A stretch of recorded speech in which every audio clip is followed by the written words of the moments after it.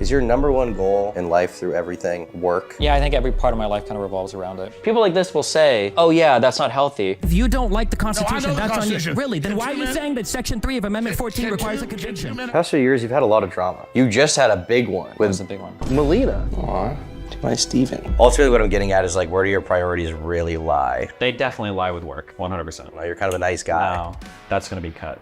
What are you doing? This is what we do to libtards. I'm gonna go get him. I will defend America. I'm gonna fight for Nancy Pelosi. Dancer, I'm already, look cool. This silly ass jacket. This is my shooting jacket. Oh, okay, just sighting my target, okay? Try to be a safe gun owner. Jesus. I need you to back the f up. Yes. I can't, I'm You could have done one more. No, no! Turn way the f up. I'm cool.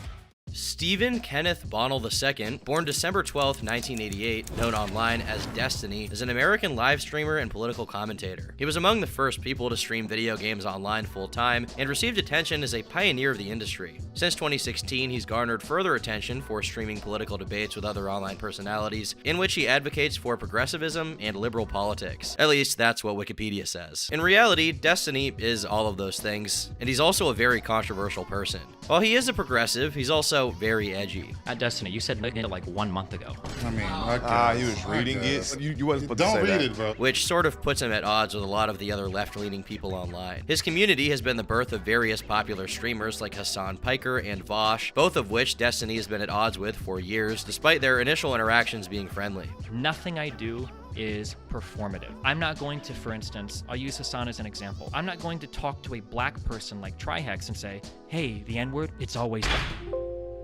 What a fucking liar, dude. What a fucking Weasley little liar, dude. Liar, dude. He's also been the subject of online mockery due to his marriage, which is an open one, in which he and his wife Melina see other people. Well, I guess I should say ex-wife, as they're now divorced, and she seemingly left him for someone who was 1 day away from taking hormones. Melina then demanded that Destiny send her $100,000 as compensation for their marriage, or something. His streams have also been plagued by a revolving door of friendship and hookup drama, with various individuals trying to come for his career with a litany of allegations. Despite the controversy, he's reaching a sort of new career high, debating various popular right-wing figures like Ben Shapiro and Jordan Peterson, being interviewed on every podcast under the sun, and his YouTube channel is getting upwards of 10 to 15 million views every month. He's sort of an unavoidable force online at this point. It feels like he's got a hand in everything. So I set out to find out who the true Destiny really is, starting with his debate with Alex Jones of InfoWars. We're here in Texas filming his debate with Alex Jones. Here at the InfoWars studio, security is extremely tight. They take it very seriously. They made sure that we didn't film outside because I assume there's crazy people trying to mess with them all the time. But it's a very high budget thing they've got. I cannot imagine a greater matchup of people. Destiny, the ultimate libtard, Alex Jones, the ultimate chud. They're gonna be going head to head talking about the insurrection at the Capitol. And it's actually January 6th right now, 2024. It is the memorial, the hallowed days of the chud insurrection. I know Glenn Greenwald is gonna be involved in this in some way, who I believe was a part of the Snowden leaks. The Krassenstein twins, who were like some Trump Twitter reply guys, are gonna be involved in some way. So we've got an exclusive behind the scenes look. Should be spicy, should be fire. What is Zero Hedge?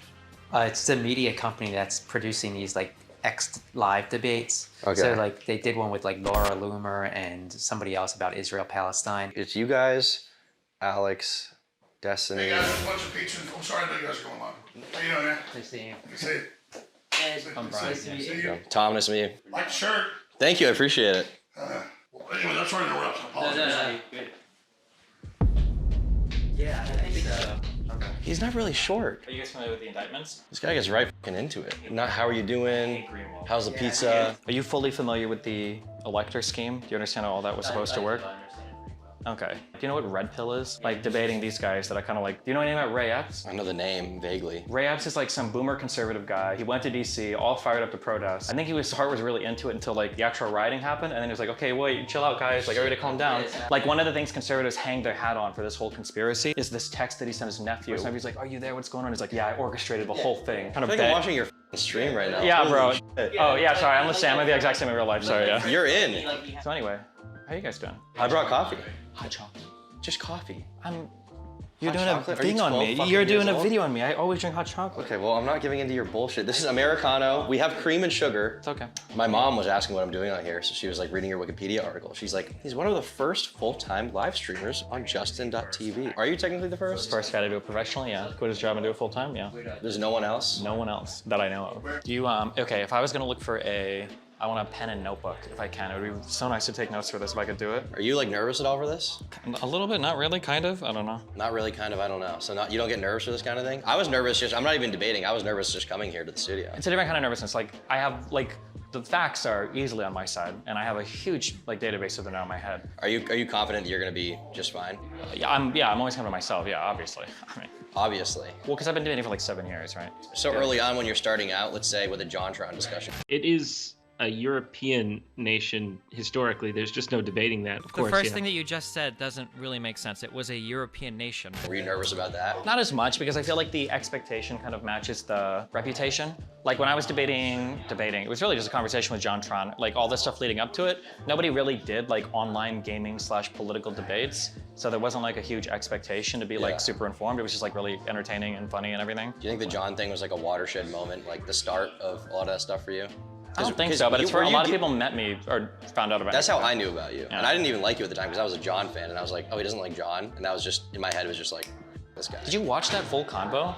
Yes. The thing that was the most frustrating thing about that convo is I'd listened to, the only reason I had that convo is because I was on stream. Do you know who Sargon of Akkad was? Of course. That he was talking to JonTron. When I was listening to those conversations, it sounded to me like JonTron was just like a well-meaning dude that like had some questions. And Sargon was of course like educating him. Yeah. And then I saw JonTron start to tweet out stuff like, if Japan's population can be all Japanese, why can't America's population be all white? And I'm like, aren't you like a Persian immigrant or something? That's kind of a weird thing for you to say. So then eventually we had a conversation on stream, and the conversation was not really me trying to like go after him. I was just like kind of asking him questions. I didn't know that he was as far along as he was. Because I remember when that happened, all his buddies, I want to say Psychic Pebbles or whatever, they like, they drew the you. animators? They drew you retarded. Oh yeah.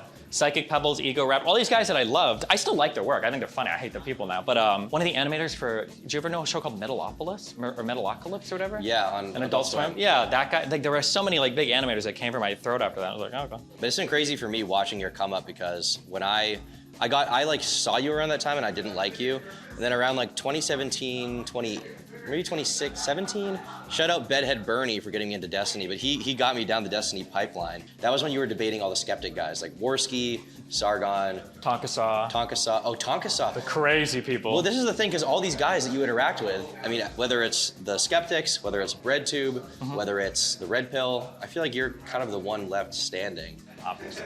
Well, they all, the thing is like they all ride these trends, right? They're all part of these waves. You never had like a wave of people you came up with. You kind of assimilate a little bit here and there to get in there. Yeah. And then you get out very quickly. People always call me like partisan or biased or whatever. My biggest strength is if you go to Hassan's stream, for instance, you're going to Hassan's stream to see like what do progressives think. But if you go to a lot of like political people's streams, you're just trying to get like their political side of things. Yeah. But I think when you come to my stream, you're getting like my relatively unique take. Like I'll have like different positions on different things and people enjoy that. But because of that, I can kind of move through time without coming up and then going away. You don't need like, to have a big watershed with the political audience. movements. Like I didn't rely on Gamergate to build me up, or I didn't need to be like a big Bernie bro progressive to build me up, or I didn't need, yeah. But it seemed like a big moment back in the day that was like a big kind of turning point for you a little bit. Someone leaked your dick pic on Reddit, and that made like front page. And I saw a bunch of people talking about how that kind of made you more like part of the Kotaku and action kind of scene a little bit.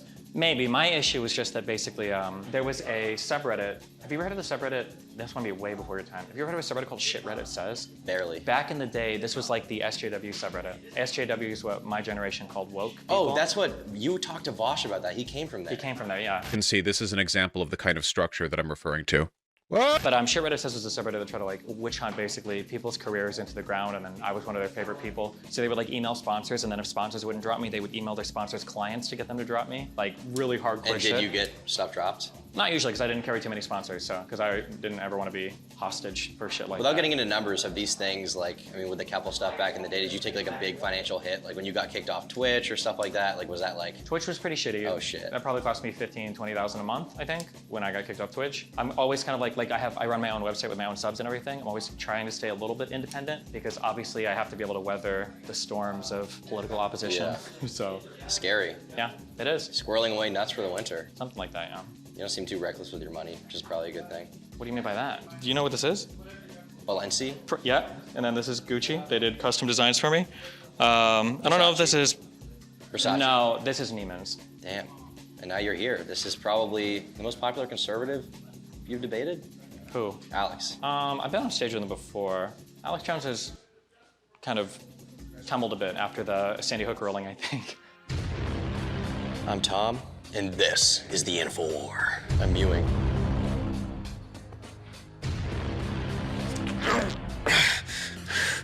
We gotta get her pumping for this debate. 10 more, okay. I need a sip of coffee. I just put Alpha Brain in there. Is my form good? This is important training for the insurrection. I'll do it, Mr. President. Anything you need, I'll do it. What's up, buddy? What's up? How you doing? Nervous? Not yet. The nerves are getting to you now. I know they are. Yeah, I'm just getting torn up inside. Calm before the storm. People live in Nebraska? I know, I moved. Yeah, there you go. Dumbass. Call me a dumbass. I'm gonna fight this guy. We're gonna go to the gym tomorrow. Dude, no, that. Don't We're going to the do that, gym. okay? We're gonna smoke cigarettes and do pre-workout, and we're gonna go to the gym. We're gonna get huge. Yeah, when I get back from this trip, okay? Tomorrow, you're gonna bench 225. Yeah, maybe I can bench half of it, like from the top to the bottom once. If you do it once, you'll beat Ben Shapiro. From the top to the bottom. If you do it once... And then it's gonna drop my neck and then die. No, I'll save you, dude. I'll save you. Yeah, will you? I'll save you. I'll pull it off your neck, and then I'll push it right down. Yeah? Vegan Gains will be proud of me. I wish Richard was here. Shout out Melina. Big shout out. I took her up on a job offer to be part of my production crew. She's helping out. She's actually great at Adobe After Effects. Can we recreate It's Melt Time? It's melt. But with Jesus, guys? No, what the fuck? Uh-oh. No, okay. Melt time. It's melt time. Yeah? All right, we're about 10 minutes out from the official debate. Destiny's sitting over there. We've got some guy recognized from Tim Pool's show. Krasensteins are sat over there. As soon as Destiny got here, he was like, did you hear about the indictments? Did you hear about that report? He's on, he's ready. I can't think of a better person to debate about January 6th than Alex Jones. Definitely gonna be a contentious debate. Obviously, we're a non-political outlet here, so whatever your opinion is, I don't really care. You guys will enjoy it. You'll enjoy it. We're at the debate.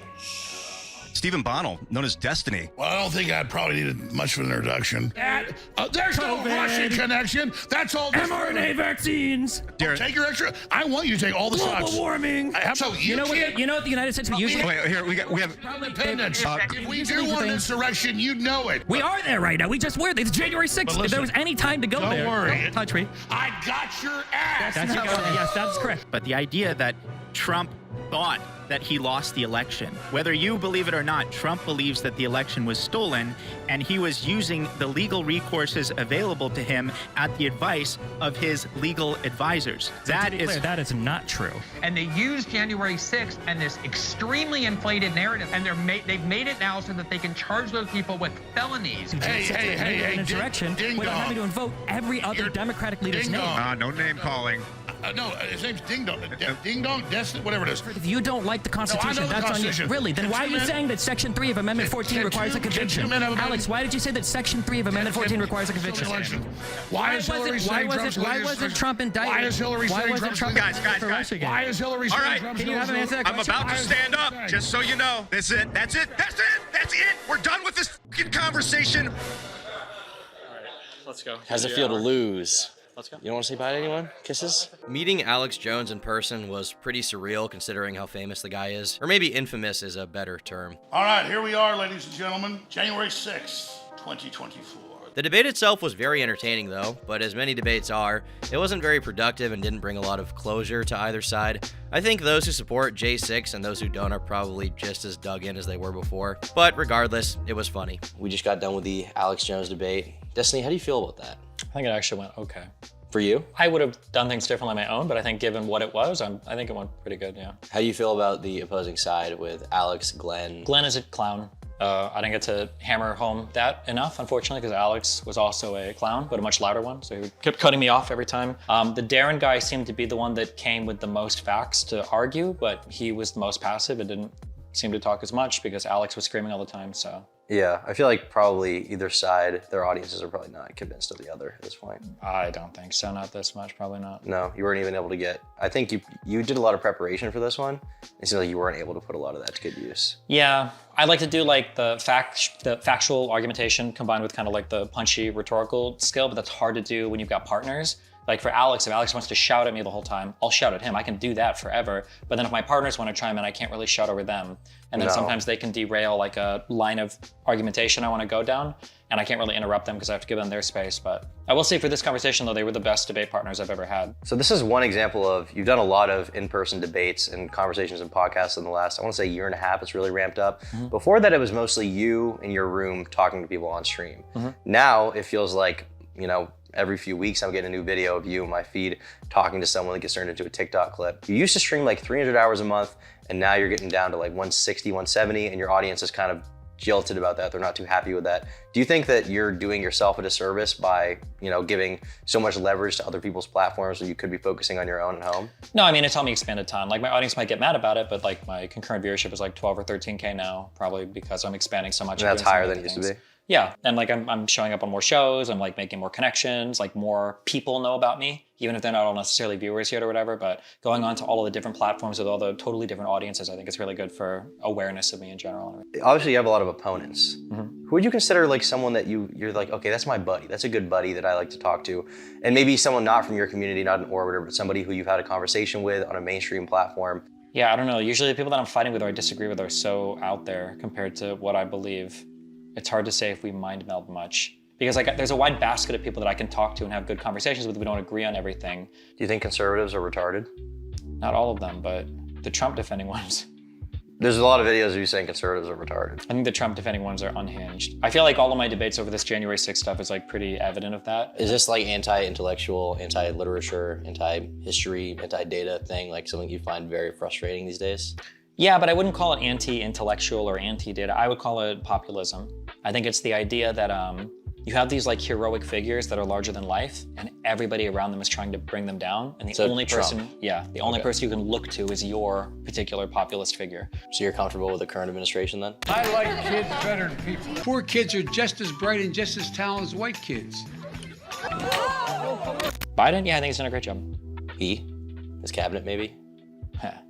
I mean, he's not even, I mean, I see videos of him, he's really not. Sure, even if I just say his cabinet, yeah, his cabinet is. I mean, there's this video, some comedian talked about how like when he finishes speeches, he turns into a Roomba. Like he just goes all over the place on stage, doesn't even know where he is. Yeah. Do you think that's like a major, I mean, that seems like a big issue to me. Even if I were to say that it is a big issue, like if I compare like the Biden administration to the Trump administration, the Biden administration has like gotten an unprecedented amount of major legislation passed. I think the foreign policy decisions have been incredibly good, better than I could have expected.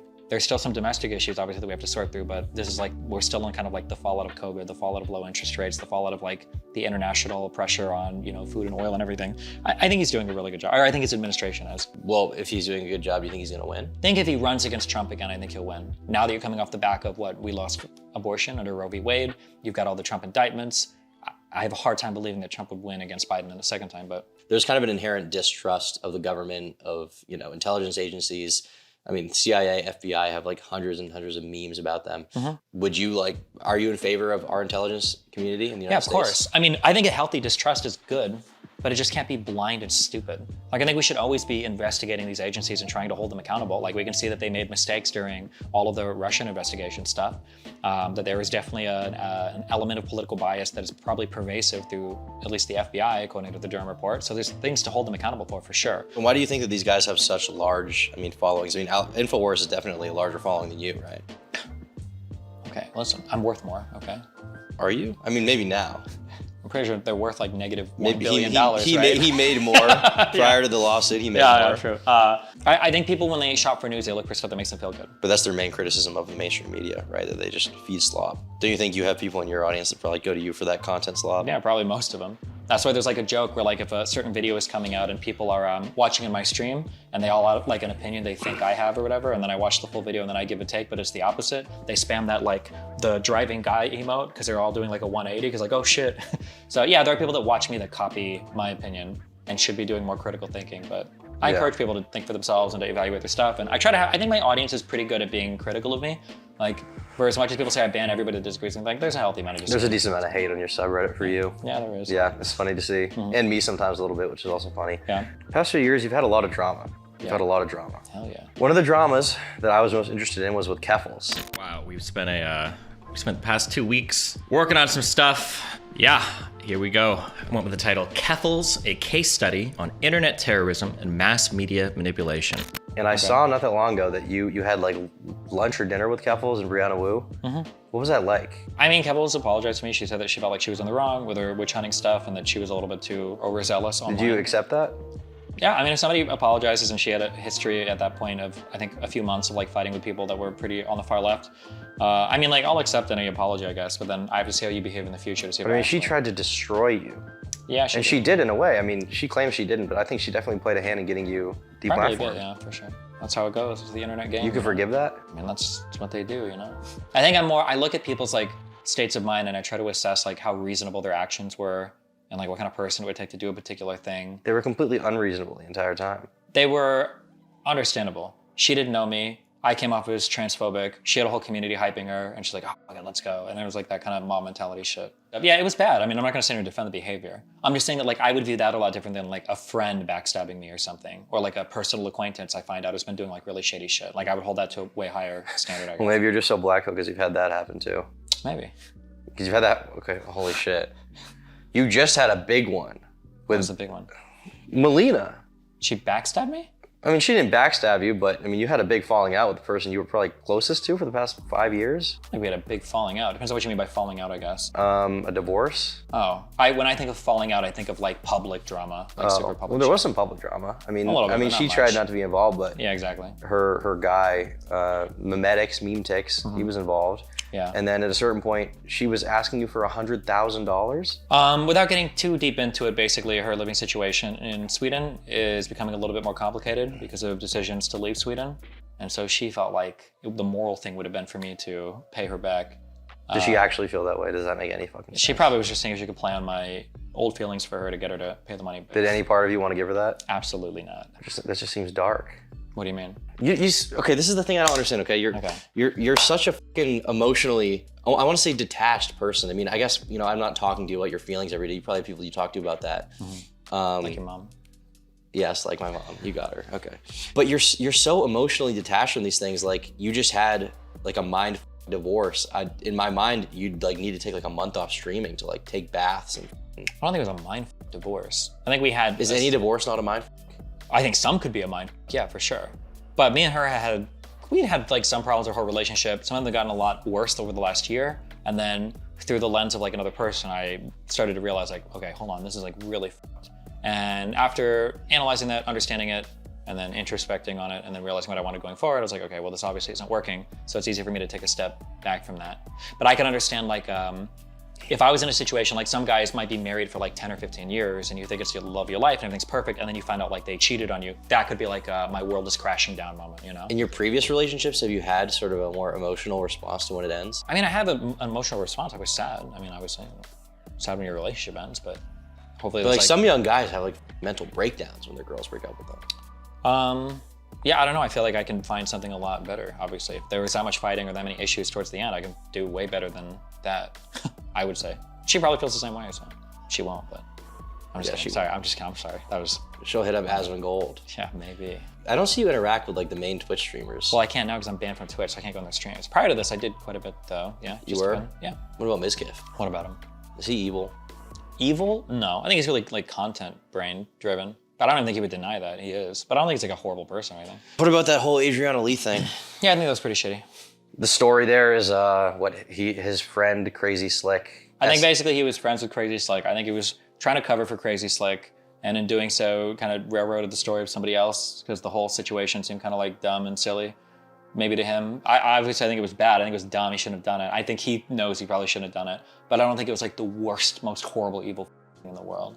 I feel like most streamer people are just like very like content and clout brained. That's probably like the worst in general. I mean, it's fine to be career driven. That makes sense, but yeah, but like it's the kind fake of friendships and everything, the two-faced friendships feels kind of lame, I guess, for people. Yeah.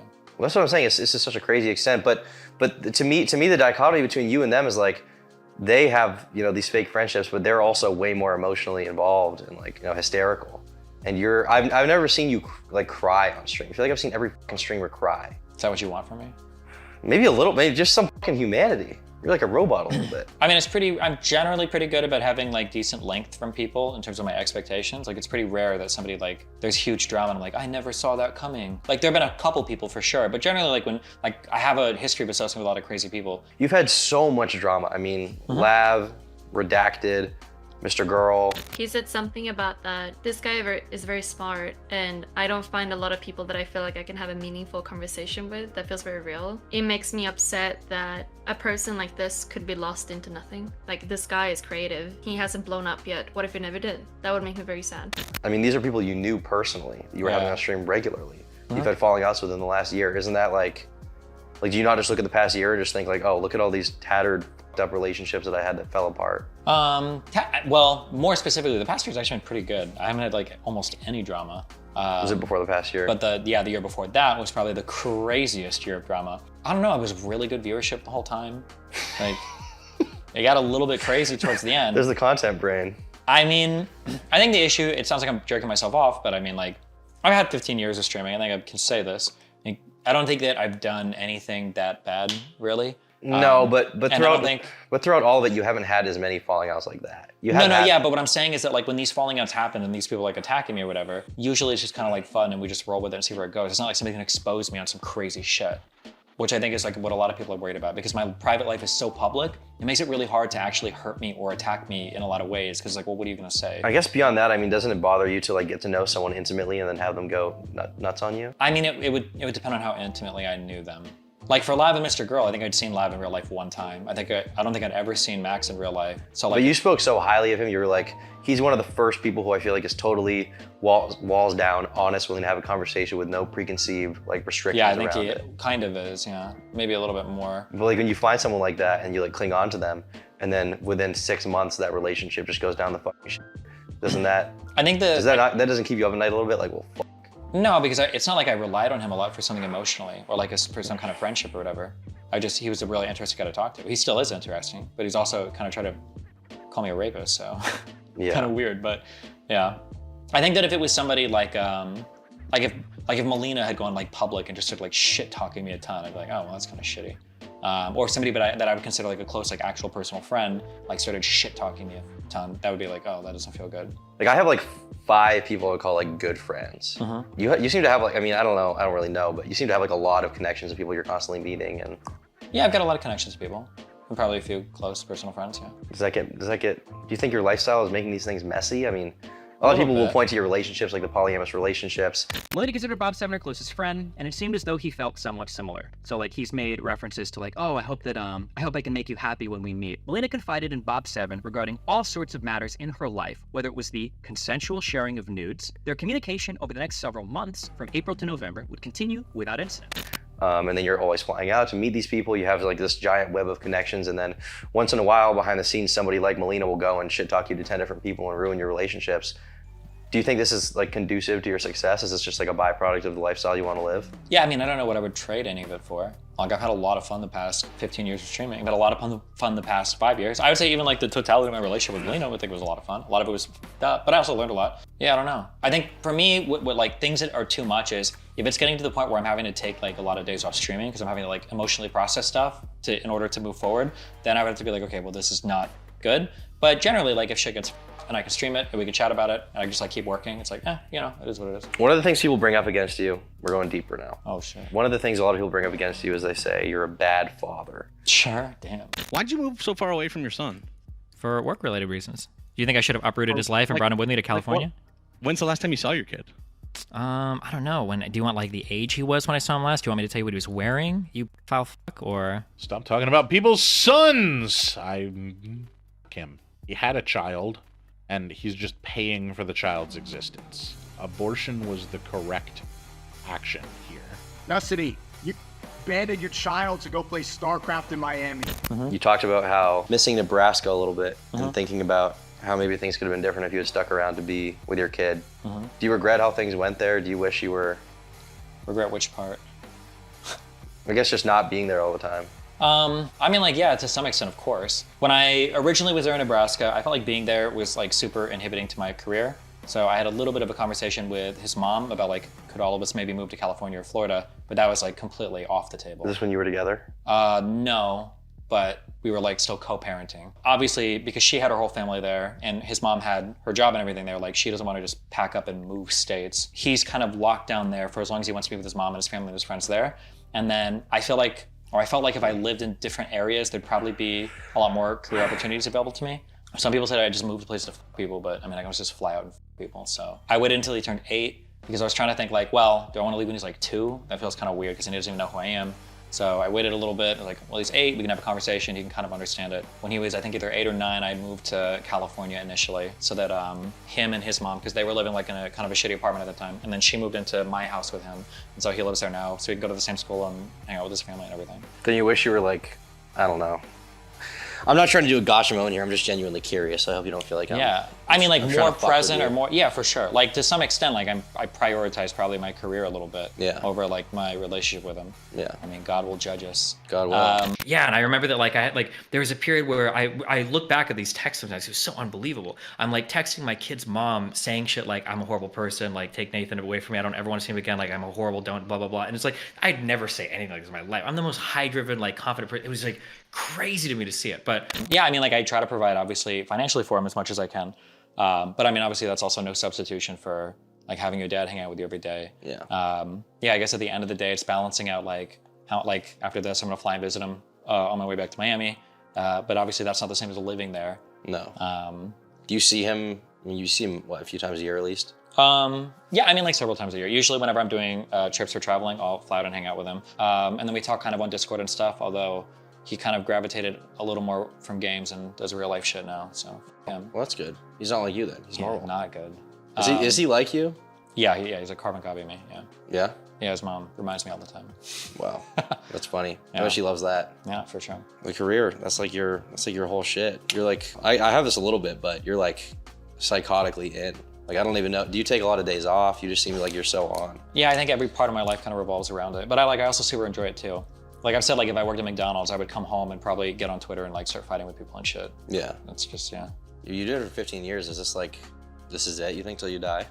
Who knows? Maybe I'll retire soon and go hang out with my kid more. Or maybe I'll get banned from everything, so. With the Alex Jones debate officially wrapped up, we had one extra day in Austin to just hang out. I've never had a Camel Crush that did me wrong, you know? Unlike cars, my friends, my bank account, I've never had a cigarette that like me up in like a bad way. Like every time I've had one, I've been like, oh, that was good. That made my day better. That made my life improve. I feel stronger, lighter, focused. I feel lasered in. I feel dialed in. I feel like my swag, which was turned low, was just turned way the f up, okay? So smoke more cigarettes. Okay. Do you have any weapons that are made for like, maybe like younger individuals? I don't think so. You don't think so? So you'd say that maybe someone of his stature probably is not allowed to shoot a gun? Good one. Okay, that's fair. That makes sense. Okay, I appreciate it. We just want to get that. He meant no as in he wouldn't say that. No as in not that I'm not allowed to shoot. No as in you cannot shoot a gun. No, that's not what he No as misunderstood him. It was a double negative. No as in your IQ is too low. Okay. To shoot a gun. I feel a presence. If I come to your house and I'm banging on the door and saying open up, are you gonna come out with a Glock and kill me? I would shoot you from the window. From the window like a sniper? Yeah. Chris Kyle? Exactly.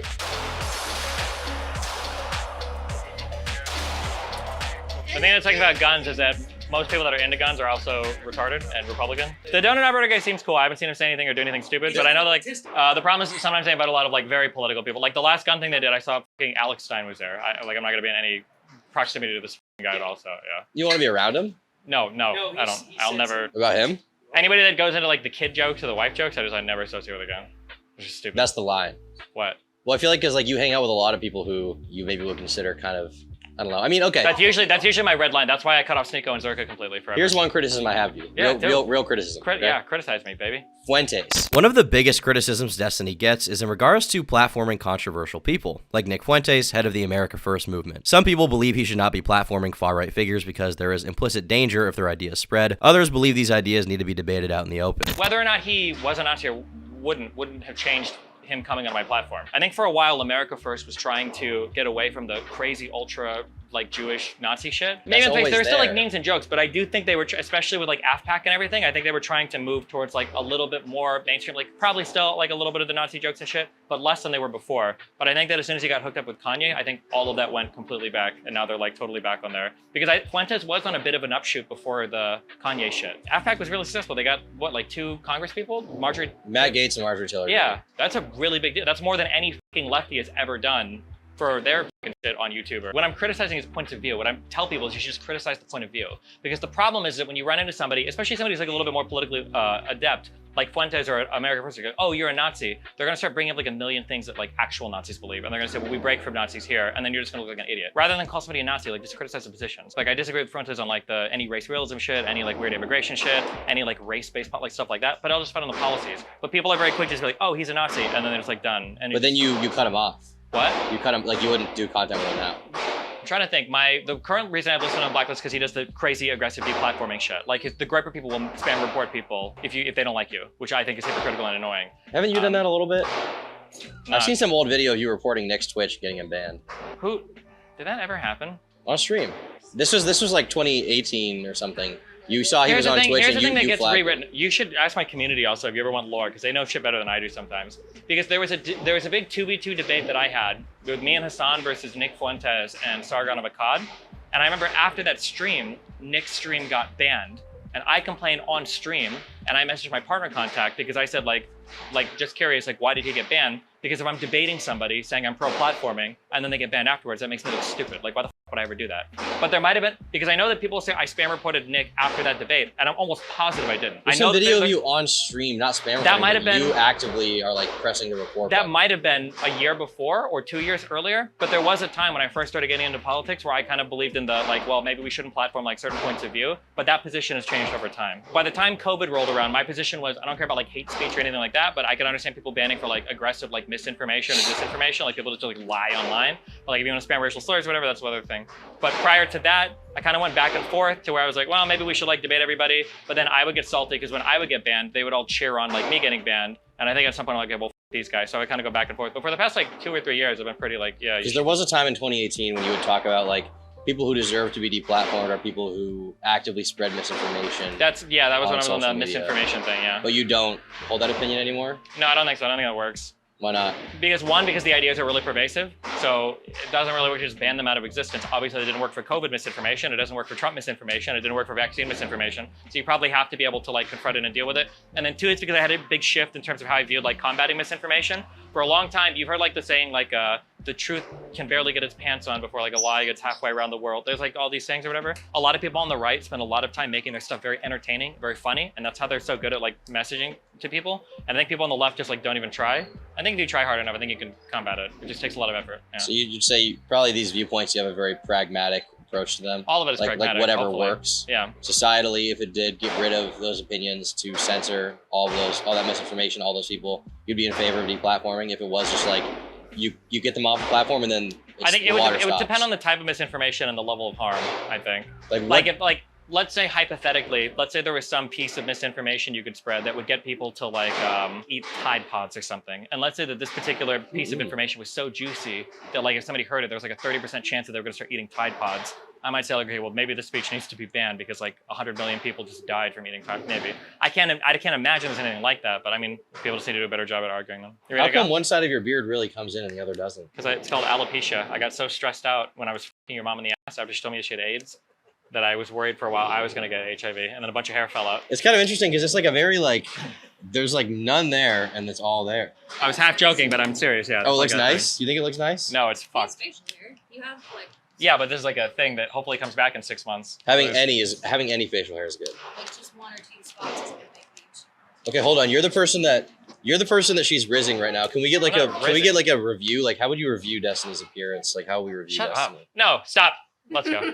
This is Destiny's new trad princess, by the way. This is Destiny's, guys. We're here Yeah, with Destiny's trad groipette. Done. Destiny's red-pilled girlfriend, okay? We're gonna make the Aryan race proud. Wait, do you have blue eyes? Whoa! That's beautiful. Nice. You're unsafe right now. I know I am. Oh, okay, just check. Sighting my target, okay? Trying to be a safe gun owner. Jesus. Let me operate, okay? My God.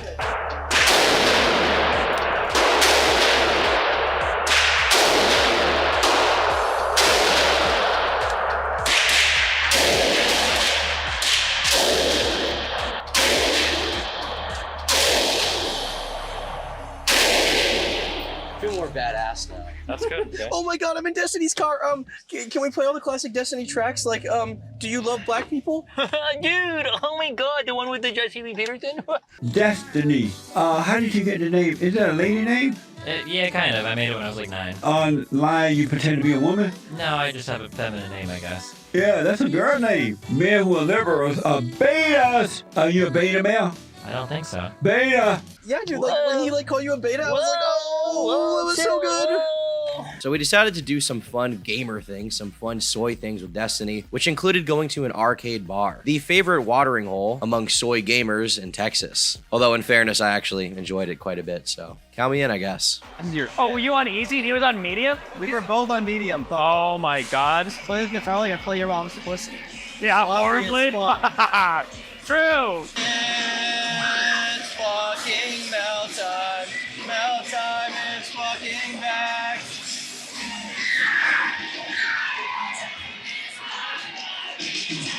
That's where I'm more, dude. Look cool. Probably one of the most awkward things is when you're like, somebody comes up to you in a public area and they're kind of like chatting with you, and you're not sure if they're a fan or if it's like somebody talking. And you're gonna be like, I don't mean to sound like conceited, but like, do you know who I am?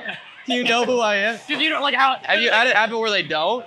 Yeah, and then then I'm like, oh no, I just went like, yeah, oh yeah, it's so awkward. that must come across like such a fucking dickhead. Like, your masculinity is on the line here. I'm a beta male, I'm gonna win. Yeah, you are. Oh no, let me get you! Oh! Okay. Oh my god! Oh my god, that's a punch thing! No! Yes! Why can't you teach you the fucking punch thing, dude? Of course you picked the Mordby looking asshole. Oh no! Dude, my arms are shorter! Oh, I can do... No, wait! No!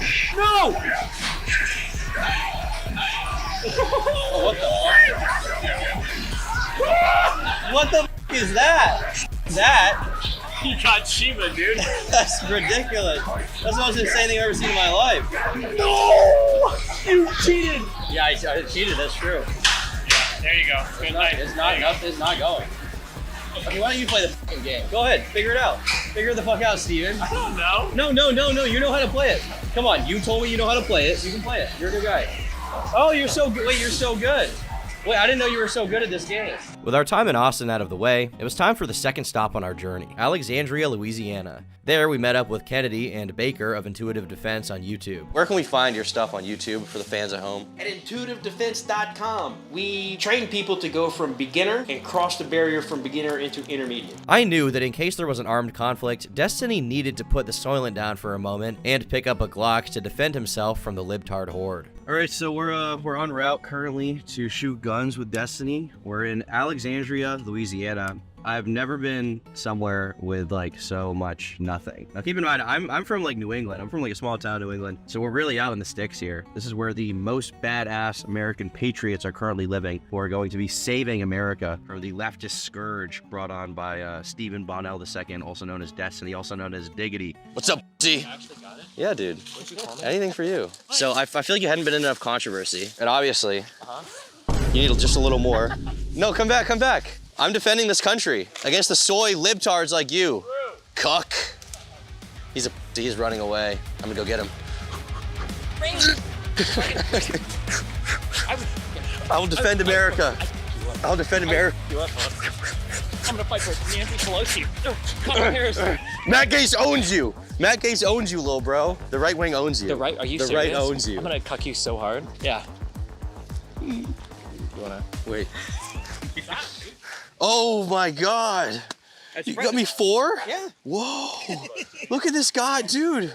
Wait, hold on. Oh, it doesn't matter. This is more important. Come here.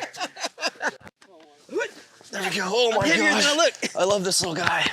Oh my God! We're solving wars. Steven is trying to escape his responsibilities for defending this country against militant extremists. So we're gonna go find him, find out what he's doing. He might be soying, he's in his goon cave right now. We're gonna get this little Steven to do his fucking job. He's gonna fucking do what we say. There you go. You're disrespecting your country, you're letting him down. What are you doing? You're on your fucking phone? Yeah, I'm trying to... We're doing a tactical military operation right now. You have no respect for your commanding officer, which is me. Stop. I love making out with my inferior officers. Disrespect, you disrespect this country. You disrespect the United States military. This is what we do to libtards. We do libtards in Louisiana. You want me to do it? Okay. Can I? Do it. Ow! Holy shit, that hurt. You're not. Okay. I said we got that libtard taken care of. He'll be way more respectful of his commanding officer now. He needs to get his T levels checked in a serious way. Come with me. Oh my God, get some footage of this silly ass jacket. This is my shooting jacket.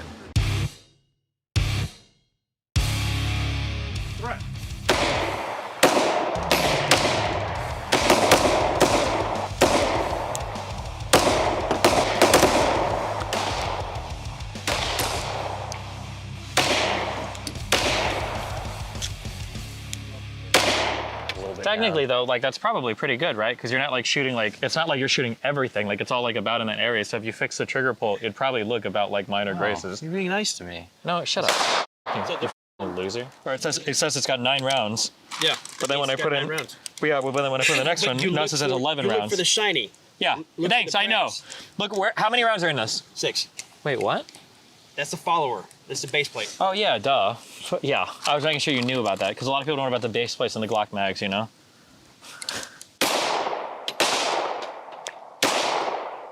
Hey now, you're a rock star. Come on, go play. And all that glitters is gold. Only shooting stars. Huh? You can't sing and shoot at the same time. Break the mold. Being able to get a good. Does it come on my nose? No. Wait. Suck it in, hold it in your mouth, and not just push out your nose. Did that work? Yeah. Oh my God, that's so cool. You look so badass on video, Oh my dude. God. Let me do this. Hold on. Okay. Try to when you do it, flare your nostrils. I can't. I don't know how to do that. I'll do that when I'm mad. Gotcha. I think I bought this one.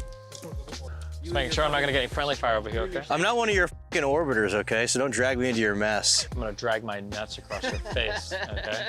I wouldn't even mind. Just like the girls you from your stream. You fucking love it. Call me Lav the way I'll lather your dick after I make a false allegation against Hassan Piker. That was the whole strat from the beginning, wasn't it? Was it the whole strat from the beginning? Manipulate her into slandering your enemies and then pretend to have a problem with it. Holy shit. That's a wild accusation, but that wouldn't be the first time you've made a baseless one, huh? Oh, is if you get put in a situation and all of a sudden you have to shoot and then operate that light. And you're gonna come up, operate that light, and you're not. Hey Steve, On the range. We're gonna wear these when we're shooting tomorrow. What are they? Okay, what else? There has to be, no, can we find like the real code section, you fucking retard? You're in the fucking flannel, like poser section, okay? God, maybe if you cut your hair, you wouldn't have to fucking brush out of your eyes all the fucking time. I like to have it so that Did you dye it today? Oh I did my not God. fucking dye it. Look at how different the color is from your eyebrows, bro. Your eyebrow. Why are your pupils so small? Wait, can you look at how small his pupils are? No, that's normal. You're just high all the time, so That's you can't tell what they not look like normal. anymore. That's not normal. Yes, it is. They're fucking, are you on Fentanyl? Why did that make my Bro, pupils small? I'm so addicted to Destiny streams, I did Fentanyl. Shut up. I did Fentanyl. You know what I hate about the smalls? Every time you open the fucking pockets, you know what's in these? What the fuck? It's so fucking horrible. Get another one, come on, get it out. Stop! This doesn't even That looks fit like me. it fits I you can't. perfectly. Look at Tell me. me that doesn't fit him. No. Yeah, you have the smallest shoulders I've ever seen. I'm like on a man. triangle. I'm a walking triangle. Walking when you look pizza. at me. That's how broad my shoulders Johnny are. Bravo. Yes! Right here, dude. I found a medium. Bro! Holy You shit. look so Are you cute getting that for your bundled up in girlfriend? this. That's funny. Yes! I'm sorry, dude. I got it. I needed some medium. Okay. I like how every time you laugh, your shoulders are like, you just fart at me? Being with you, it's like being with like a shithead younger brother. You're in the men's section. You're not allowed to shop here. Oh my God. She's white. Make fun of her for that. That's cool. Make fun of her? That's good. I bet her ancestors owned slaves. You see how blue those eyes are? I bet she owns slaves now. True. Speaking of blue eyes. What? Barely. Barely? Barely. Barely? How am I 35 so I can drag around clothing shopping by some white woman? How are you 35 spending all day playing League of Legends like a loser? I don't play League. I did that when I was 33. Dumbass. Yeah, way true. different. Now you play what? Way fucking Factorio? different. The only reason I played League that long is because your mom would suck me off. Wait, hang that up. Hang that up. You have to hang that up. You know what his girlfriend's favorite food brand is? Gerber. Gerber? I hardly know her. Oh, you're gonna need some of these after I roast you? You fill up your diaper? And Destiny, I just filled up my diaper. Lab exposed me again. He's gonna get us kicked out. How funny would it be if we could kick out of a Walmart on video? If we get show we're that autistic? I don't do that. I'm not that kind of streamer. I don't do that. I'm not that kind of streamer. I'm not that kind of streamer. Good one, dude. I'm just the most degenerate guy. Just Adam 22. Stop. You better get the away from me. What the? Yeah, bro. I can be anything I want. Yeah.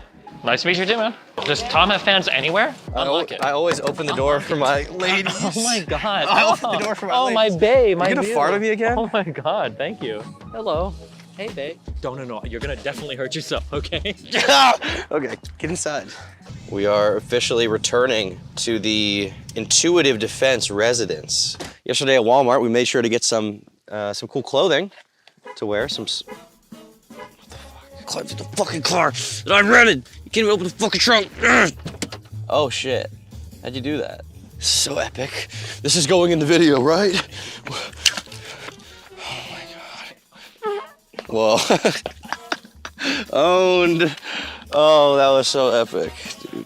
I know we've had a lot of people complaining about representation on the Turkey Tom channel. You know, they say, Tom, where's Black Turkey Tom? Okay, so my son at home can relate and have a YouTube role model other than KSI. Well, I'm proud to announce that we're officially representing now. We picked this up the other day from Gucci.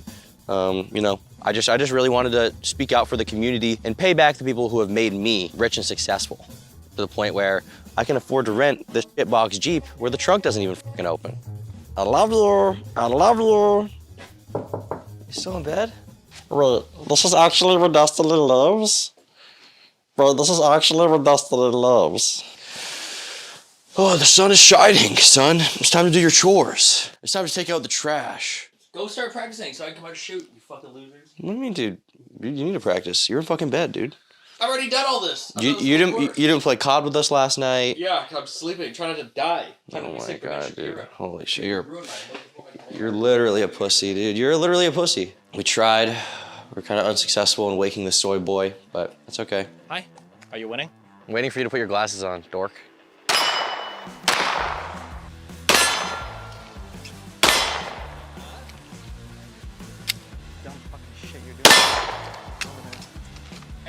Got a representation? Hell yes. You pat your belly?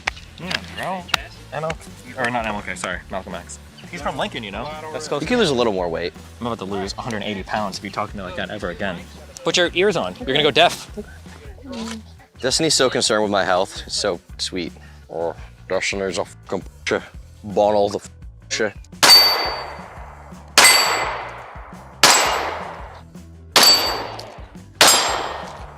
Some black excellence right there. Good shit. You like lobster? Only when I can their mouths. Do you like to eat lobster? I like to hold their claws like pigtails, and then I go like, I like that. Oh, the vegan gains lobster thing. He's like, yeah, I'm pretty sure they're sentient. And then you're like, they have like 2 neurons. Yeah, and I've got a no accident, so suck my dick. No accidents and 20 speeding tickets. So who's really keeping the country safe? Okay. You were on a court date or no? Court date? For speeding. I had my license revoked for 2 years. Really? Yeah, King Iowa me. Okay, so you have malfunction. What do you do?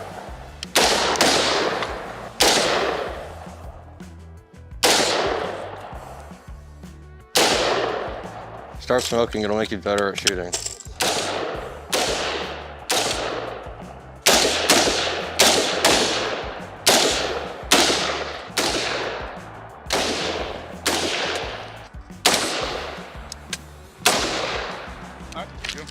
All right, Steve, you wanna do one more and then call it a day? Sure.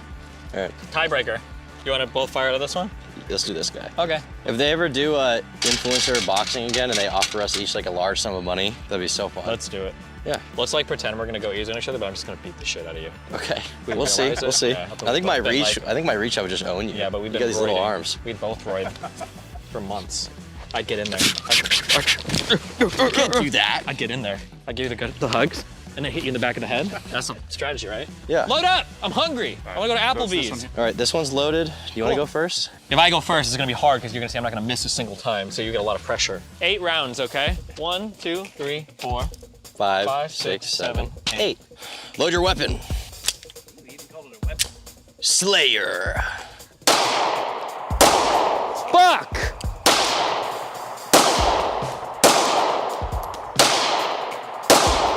Oh my god. Look empty? Yep. Magwell? Yep. Cool. So we have 1 miss, okay. That's a count. That's absolutely a count. Yep. Absolutely. Yep. 2 miss and 3, I guess. This is, yeah. 3 misses. 3 misses. So 5 hits. Fuck! Load your weapon! Okay, you remember the order? Yep. Okay. Threat!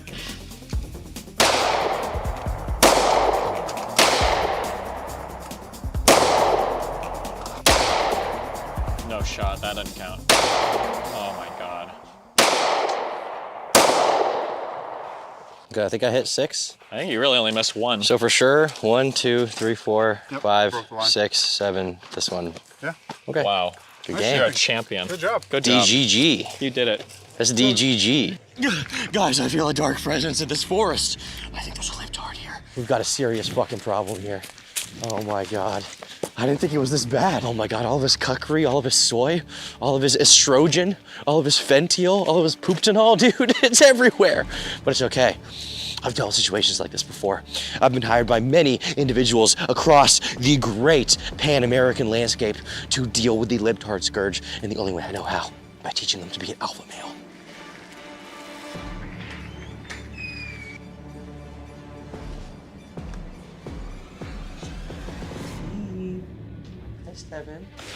Too much soy, dude? You get closer than that. Okay. All right. Okay, all right. Good night. No work ethic from these people, dude. These Californians have no respect for anything. Louisiana was great. Big thanks to Kennedy and Baker. You can check out their channel in the description below. We're gonna go back to the beginning. We're gonna go back to the way beginning. Okay. What were you like growing up? What were your plans? Who you want to be? Just kind of, lived a day to day, Fucking strangling. What are you doing? You're making it awkward. Okay, so you're in wind ensemble growing up. You're passionate Concert about band, music. actually. I'm sorry, it was a concert band. But yeah, no violins. I'm play saxophone. Violins, Yeah. playing saxophone. Yeah, growing which makes up. sense, yeah. And you go to college for that. Yeah. And before that, you had gone to a High Catholic school. high school. Yeah, Jesuit. Jesuit Mhm. high school. Yeah. Did you do well in school? I took a lot of good classes, but I was kind of bad at homework and stuff. Why? Are you lazy? Yeah. Are things you don't like? I had focus issues. If it wasn't interesting to me, I didn't want to spend any time on it outside of class, so I would play video games. Okay. Probably too many video games. But despite that, you did okay. We'll say my GPA was below a 3.0. Probably shouldn't have been. Below a 3? Yeah. So you go to state school, you're in college, you're doing music stuff.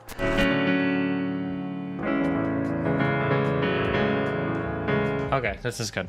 And I guess you were enjoying that or something. Did you have it in your mind that you were gonna make money from that or be successful in any way? Probably not. I'm always pretty pragmatic. But I was doing really good at another job I had, at a casino. So I figured I could just that would have been my career and I could do music on the side. And your family had money? No. No? No. What did your parents do growing up? My parents were in the Air Force, and then my dad got his full retirement. My mom left a year early, unfortunately. Okay, so he got his pension. Yeah. And then he's working outside of that? Yeah, kind of, yeah. My mom did daycare full-time. At your house? Yeah. Okay. And then my dad kind of helped her with that, so. So you were around a lot of little kids growing up then? Yeah. Okay. Do you think that helped you socially? They helped me like babies. I like babies. I think babies are cute. Really? Yeah. Help me understand kids, different stages of development and shit, because you'd see so many of them. Yeah. But I don't know if I didn't socialize with them much. I was usually up in my room playing games while my parents watched the kids. Mm-hmm. And you have the casino job that's going well. Yeah. You have school, but at some point you reach this inflection point when it's not working out. You don't have enough time to do school with the job. Yeah, basically. I think I was probably working around 60 hours a week at the casino job, and it was a graveyard shift. And then as soon as I got to school, I failed almost every single class because I was missing tests, I was missing exams, I was missing classes, because I would always be staying late to work at the casino. It f***ed me. So coming in and doing a graveyard while also doing music school full-time was pretty schedule intensive. Yeah, you weren't really sleeping, I assume. No, yeah. Yeah, and with all that, despite the stress, you were in a decent position in life. I know you got a house around that time, you had your car. I mean, things were doing okay, right? I don't think I had a house before I quit school. Maybe not before you quit school, but for the casino, you had to get approved by their like office or something to give them, to give proof to the loan, to get pre-proof of the loan to get the house. And so you were making decent money at the casino, like what, 20 an hour? It was 15 an hour and then a lot of overtime. But the casino job's going really good. People like you. And then in your mind, you realize there's a point when they're getting ready to write you up and sort of paper you out, right? Kind of, yeah. Yeah. The, well, kind of, not, I didn't realize that until afterwards, but I started to run into problems with management, and I didn't understand like corporate management communication styles or anything. I was just like totally clueless. And I was a really good worker. Well, I have this job at the casino where I'm doing really well. People really like me there. I kick ass at the job that I do. I knew everything about every part of the casino. I knew how to do other people's jobs. I could issue comps out of other computers. I knew how the entire back end to the reward system worked. I knew how all the IT and everything worked between my restaurant and the IT department. And I always thought that like just being a good worker is enough probably to insulate you from all forms of disciplinary action. And that's not true. No. Especially once I started to butt heads with my manager in terms of like how to do shit at the restaurant. So yeah, I kind of got marked for deletion, and I didn't realize it until it was too late. But at the time, you were playing a lot of video games. Yeah, I always was playing games. Yeah. From when you were a young kid until your adulthood, and you would sink time into that after work, I assume. Twitch wasn't really a thing, right? Twitch wasn't. No, really streaming at all wasn't really a thing. No. Yeah, but I mean, how did you get involved in that? How did you even start getting into streaming? I want to say a long, long time ago. It must have been when I was still working at the casino. No, it wasn't. It was afterwards. I think a friend turned me on to the idea. Kyle. Kyle, say hi to everybody. You and your webcam. Dude, you're f***ing enormous, Kyle. No, he's got a big army! You're terrible. Yes, it worked! Kyle, it's a retard magnet! It turned me on to the idea of like, there were like some kids I think online that kind of did streaming stuff where they found a way to like live stream their computer games and like shout and play and all that. But it wasn't on like Justin.tv even. No, I think Justin TV I think existed, but back then it was a guy with a camera on his head who was trying to like live stream his life, which was at the time, ironically enough, is what has become kind of more popular now. But at the time, people did that back then. He did. Justin did. Okay. And then, but the website that I started streaming on was actually livestream.com, and then I switched to ustream.com, and then eventually Justin.tv. Okay. Did you make money off livestream.com or ustream.com? Not on the websites directly, but sometimes people would ship you like $5 on PayPal or whatever. So. Okay, so you had a little bit of donations coming in, but nothing serious. A little bit, yeah. But at some point while you're working this casino job. That was that streaming stuff though. That was during the carpet cleaning job after though. Okay, so you weren't streaming at all during the casino thing? Not at all? No. So you get fired from the casino. Yeah. You have no work history, and that's when you go from a job that's decently paying. You had your house. I think you had a pretty nice car, right? You had the GTI back then. Yeah. Which is like, I mean, expensive car for someone who's in their early 20s, $45,000, something like that. I want to say like $30,000 or $25,000, but maybe back then. Maybe yeah. More expensive now. The monetary value of money changes with time. Wow. I learned that from your mom. Good, yeah. She teach you real versus nominal value? She taught me real versus nominal value. She also taught me fiscal responsibility. That's really good. Yeah. Real versus nominal is like, real would be like actual, like in inflation adjusted, and then nominal is like what it was at the time. So like when you tell a girl like my dick is like 7 inches long, that's a nominal value because that's in Tom's world. But in the real world, it's probably like 3 or 4 inches, 7? That's too small. Yeah. We're in the BWC gang. Oh yeah, okay. BWC. Yeah. Oh, okay. I know why you pay your camera guy so much, because he's getting angles for BWC porn. You make me want to say the N-word so bad. Oh my Why? God, bro. Because you just make me rage. Just say it. Okay. You're fine. No, I'm not going to say it. No, it's just fine. say it one time. I don't want to say it. Why? I don't want to say it. If I say it with you, will it be okay? I'm not a fucking racist. Okay, that's fine. I never say that word. Me neither. True. So you get fired from that job, and why do you start carpet cleaning? I mean, that seems like, not that it's like, a beneath anyone, but I mean, it's kind of like less good than the casino job. Yeah, I don't know. I basically cashed out my 401k that might have had like, God, maybe like, I don't even know. It was less than $10,000. But I think I cashed out like my 401k and everything from the casino. And then I'm at home and Starcraft 2 comes out. So I start like grinding that for a few months while I live off my 401k. But then eventually I have to get a job again because I'm running out of money.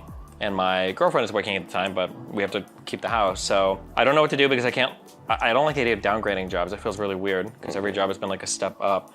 And I can't really use the casino now for my work history since I got fired. So I just have this huge like gaping hole except for McDonald's. And then I ended up failing college for the casino job, so my shit is kind of like. Did you apply to a bunch of places and the carpet cleaning was the only one that got back? I applied to a few places, but my uncle was actually friends with somebody that worked at that job, and he turned me on to it. He's like, so oh, you knew you could get it? Yeah, I was like, okay, fine, sure. What were you making there? It's complicated. Technically, I made 16 an hour for commission. The jobs were like really scattered throughout the day, so sometimes it sucked.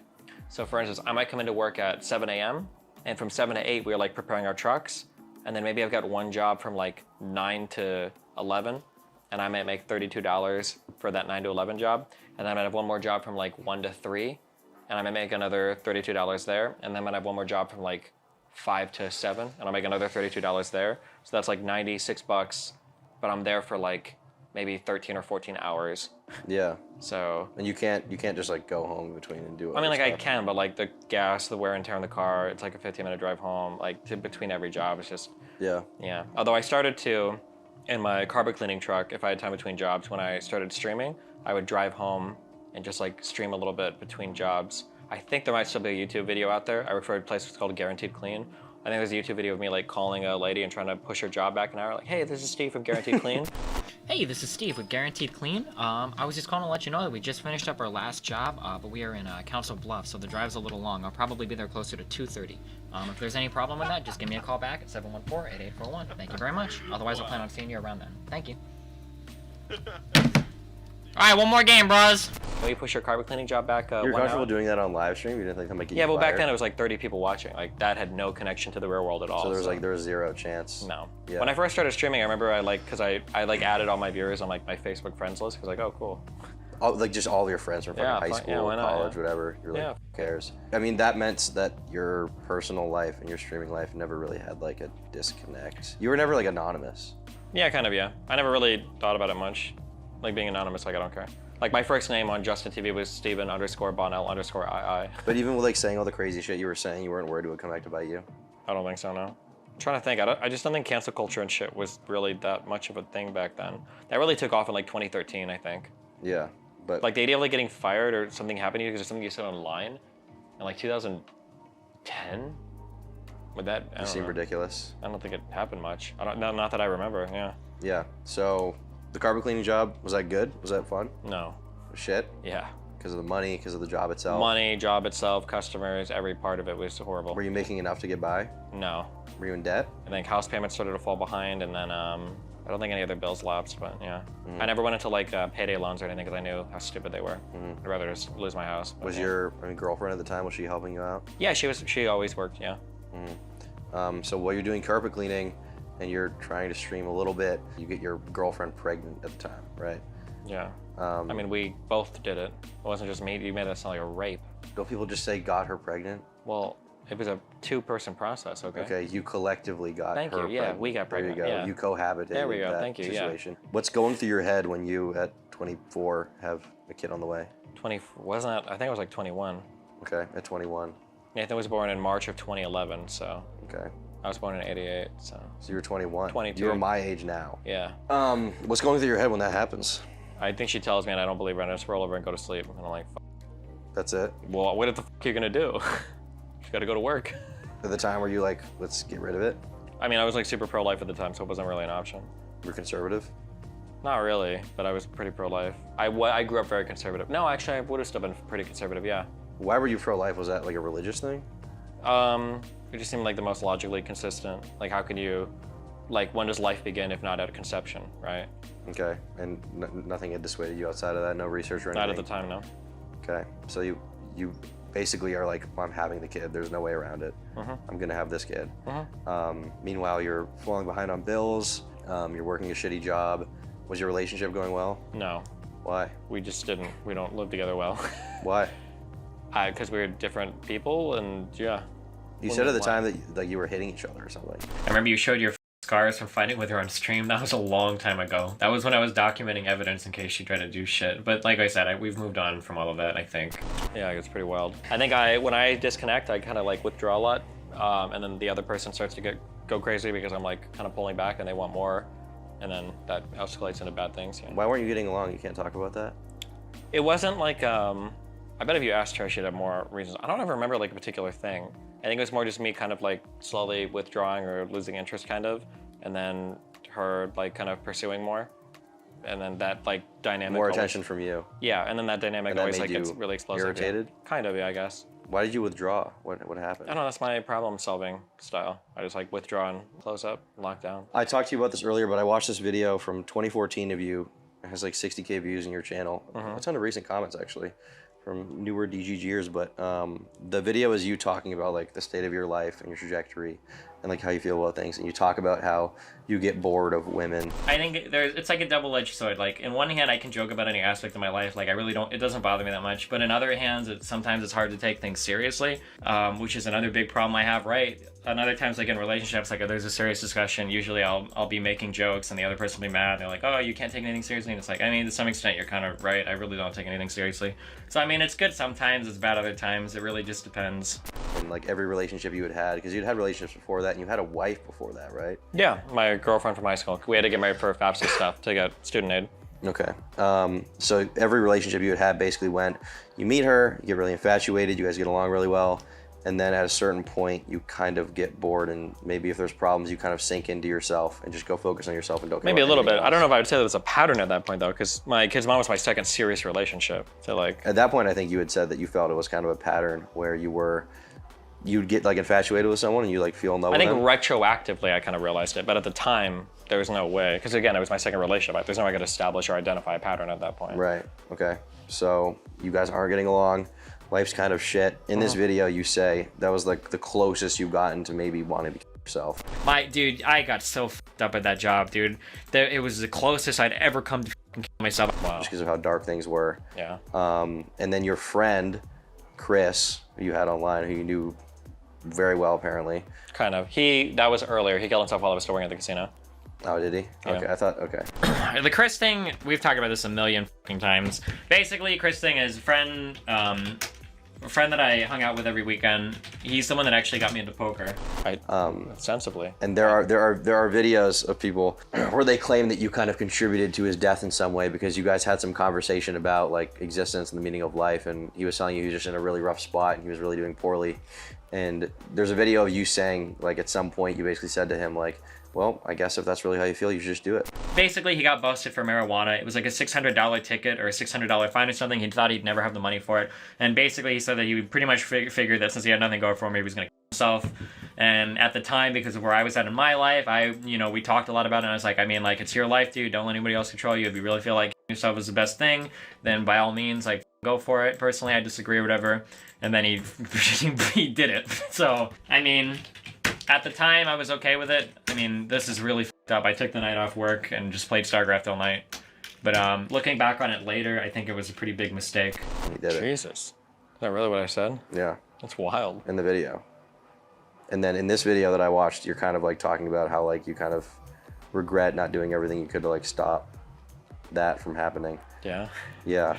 So I think what actually happened, the thing is like when I tell the story, depending on like the clips, like I feel like it's obvious I'm joking at points, but maybe it's not depending on the compilation you've seen. Okay. But basically what happened was actually I could say whatever I want about him because he's dead. He was kind of a loser in that he didn't like, I don't even know if he finished high school. He didn't like know how to drive. He didn't really have a job. He kind of didn't do anything, but he was like a cool dude. We like played games growing up. I would drive over every weekend to pick him up and then bring him back to Omaha and we'd hang out, we'd play poker, whatever, play games and stuff. And I guess one of the ways that he was making money on the side was selling weed. And he got busted selling weed to an undercover cop. So he had like an upcoming trial date and he had literally nothing happening whatsoever in his life. And no job, no girlfriend. Yeah, nothing. Couldn't drive? No. How do you not learn how to drive? I don't know, he was like 20 years old, nothing. Okay. Yeah. Do you know how to drive? Yeah.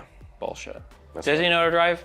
Not a clear yes. He's paid. He's bought and paid for. Controlled opposition. He gets busted with that. We're talking for a bit. It's me, him, there's another guy called Ted, who's a friend of his as well. But he basically starts talking about how he thinks he wants to himself. We're kind of like talking back and forth. And obviously, I don't want him to kill himself because he's my best friend. Yeah. And I try to kind of like hype him up a little bit, where I'm like, oh, like I don't think you should do it because obviously like you've got a lot of things that you can do in life and blah blah blah, and we're still young and all that.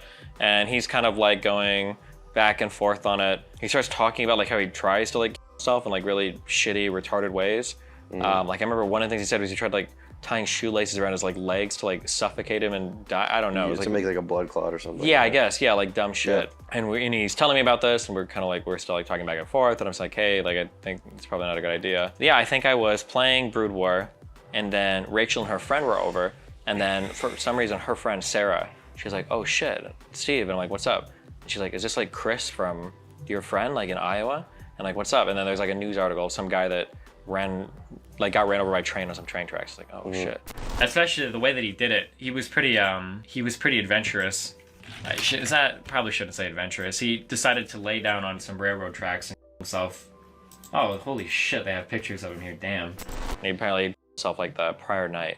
And when I talk about like regrets that I have, I guess the big conflict I had at the time was I didn't know if I should like reach out and like call the cops or like talk to his parents or talk to like a mental health professional, because we didn't really have mental health back in 2010. That was like a 2020 thing.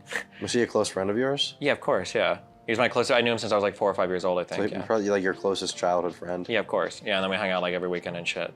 But I felt like if I contacted somebody else, I don't know if I'm like betraying his trust or if that's like a thing that's like fair for me to do. I guess looking back, would you have contacted someone? Yeah, I probably should have. I think so. Yeah. Yeah. Yeah. Did that fuck you up at the time? No, I mean I felt pretty. I've always been like kind of a numb-ish person. I was probably more numb back then to everything in general, but yeah, I mean it sucked. I missed work that night.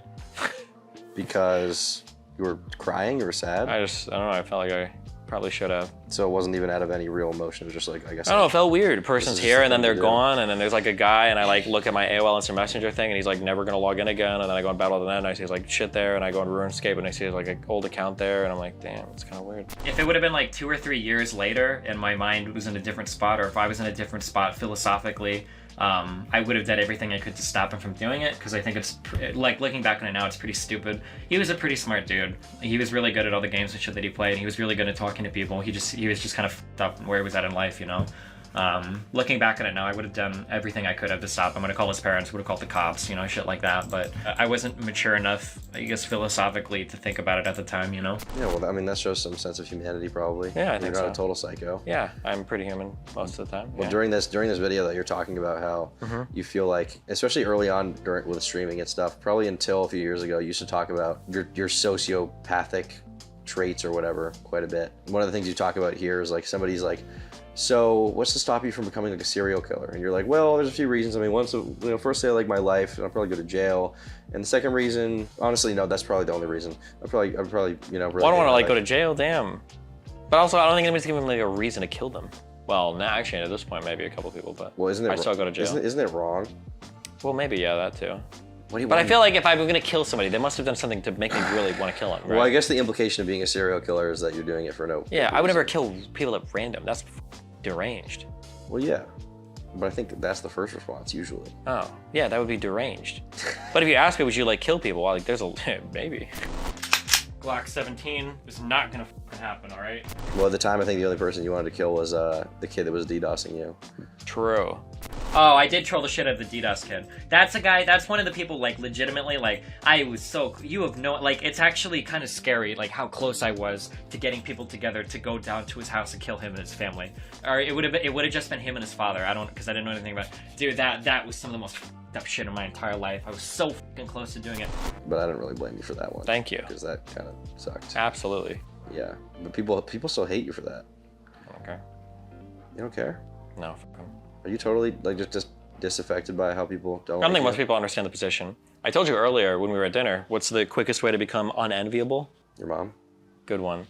It's if you're out of touch and victimizing yourself. Yeah. Those make you impossible to relate to. So at the time, I might have been like the biggest streamer in the world when that was happening, because there was a period where Starcraft 2 was the most popular streaming game, and I was arguably the most popular Starcraft 2 streamer.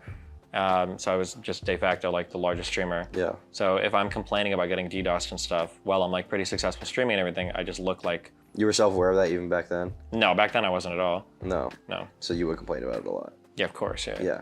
Yeah. So back then, I mean, going back to, you know, your relationship, things are not really going well. When did you start taking streaming seriously as a thing that like I should hunker down and like do this, and this should be a thing I do? I think it was when Rachel was still pregnant. Justin TV, I remember Emmett started emailing us saying that they were gonna start paying out like ad revenue. And I got my very first paycheck from JTV. I think for like $200 or something. I have the email. It was in like, I think it was in December of 2010. And it was like $203.64. So when I saw the paycheck, I went back and then I added up what I made on PayPal. And then I looked at the hours that I'd spent streaming and I'm like, pretty sure if I just streamed for the same amount of hours that I do my carpet cleaning job, I'd make like about the same amount of money. Why the f would I do carpet cleaning when I just sit at home and do this? It's so much easier. Did it take off immediately? Was this like a instant thing? It's always been like a slow, gradual build. Like in the first year, I'd have to imagine maybe around like 100 to 150 viewers, maybe. In one year. You were making enough to live off of that? The ad revenue was really good on JTV and Twitch back then. Is this like a pre-roll before the stream or like a banner It was ad? something, I don't remember what it was, but it was something. You might have had a commercial button even, but yeah. I remember my second year I made almost 100K. So my first year was probably around like 30 or 40, 50K maybe, which was better than I was, because carpet cleaning I was making like 20K. And you were still with Rachel at this point in time? Kind of. Our relationship was really weird. We rotated around between me living, I think initially I lived at the house and then she lived with her mom, who was about an hour away. And then when Nathan was born, her being at the house with her mom and Nathan was kind of shitty, and dad and everybody else. So they came back to the house and I started living in like apartments around Omaha. But that got really weird because I remember I lived with one lady and her kind of boyfriend or something.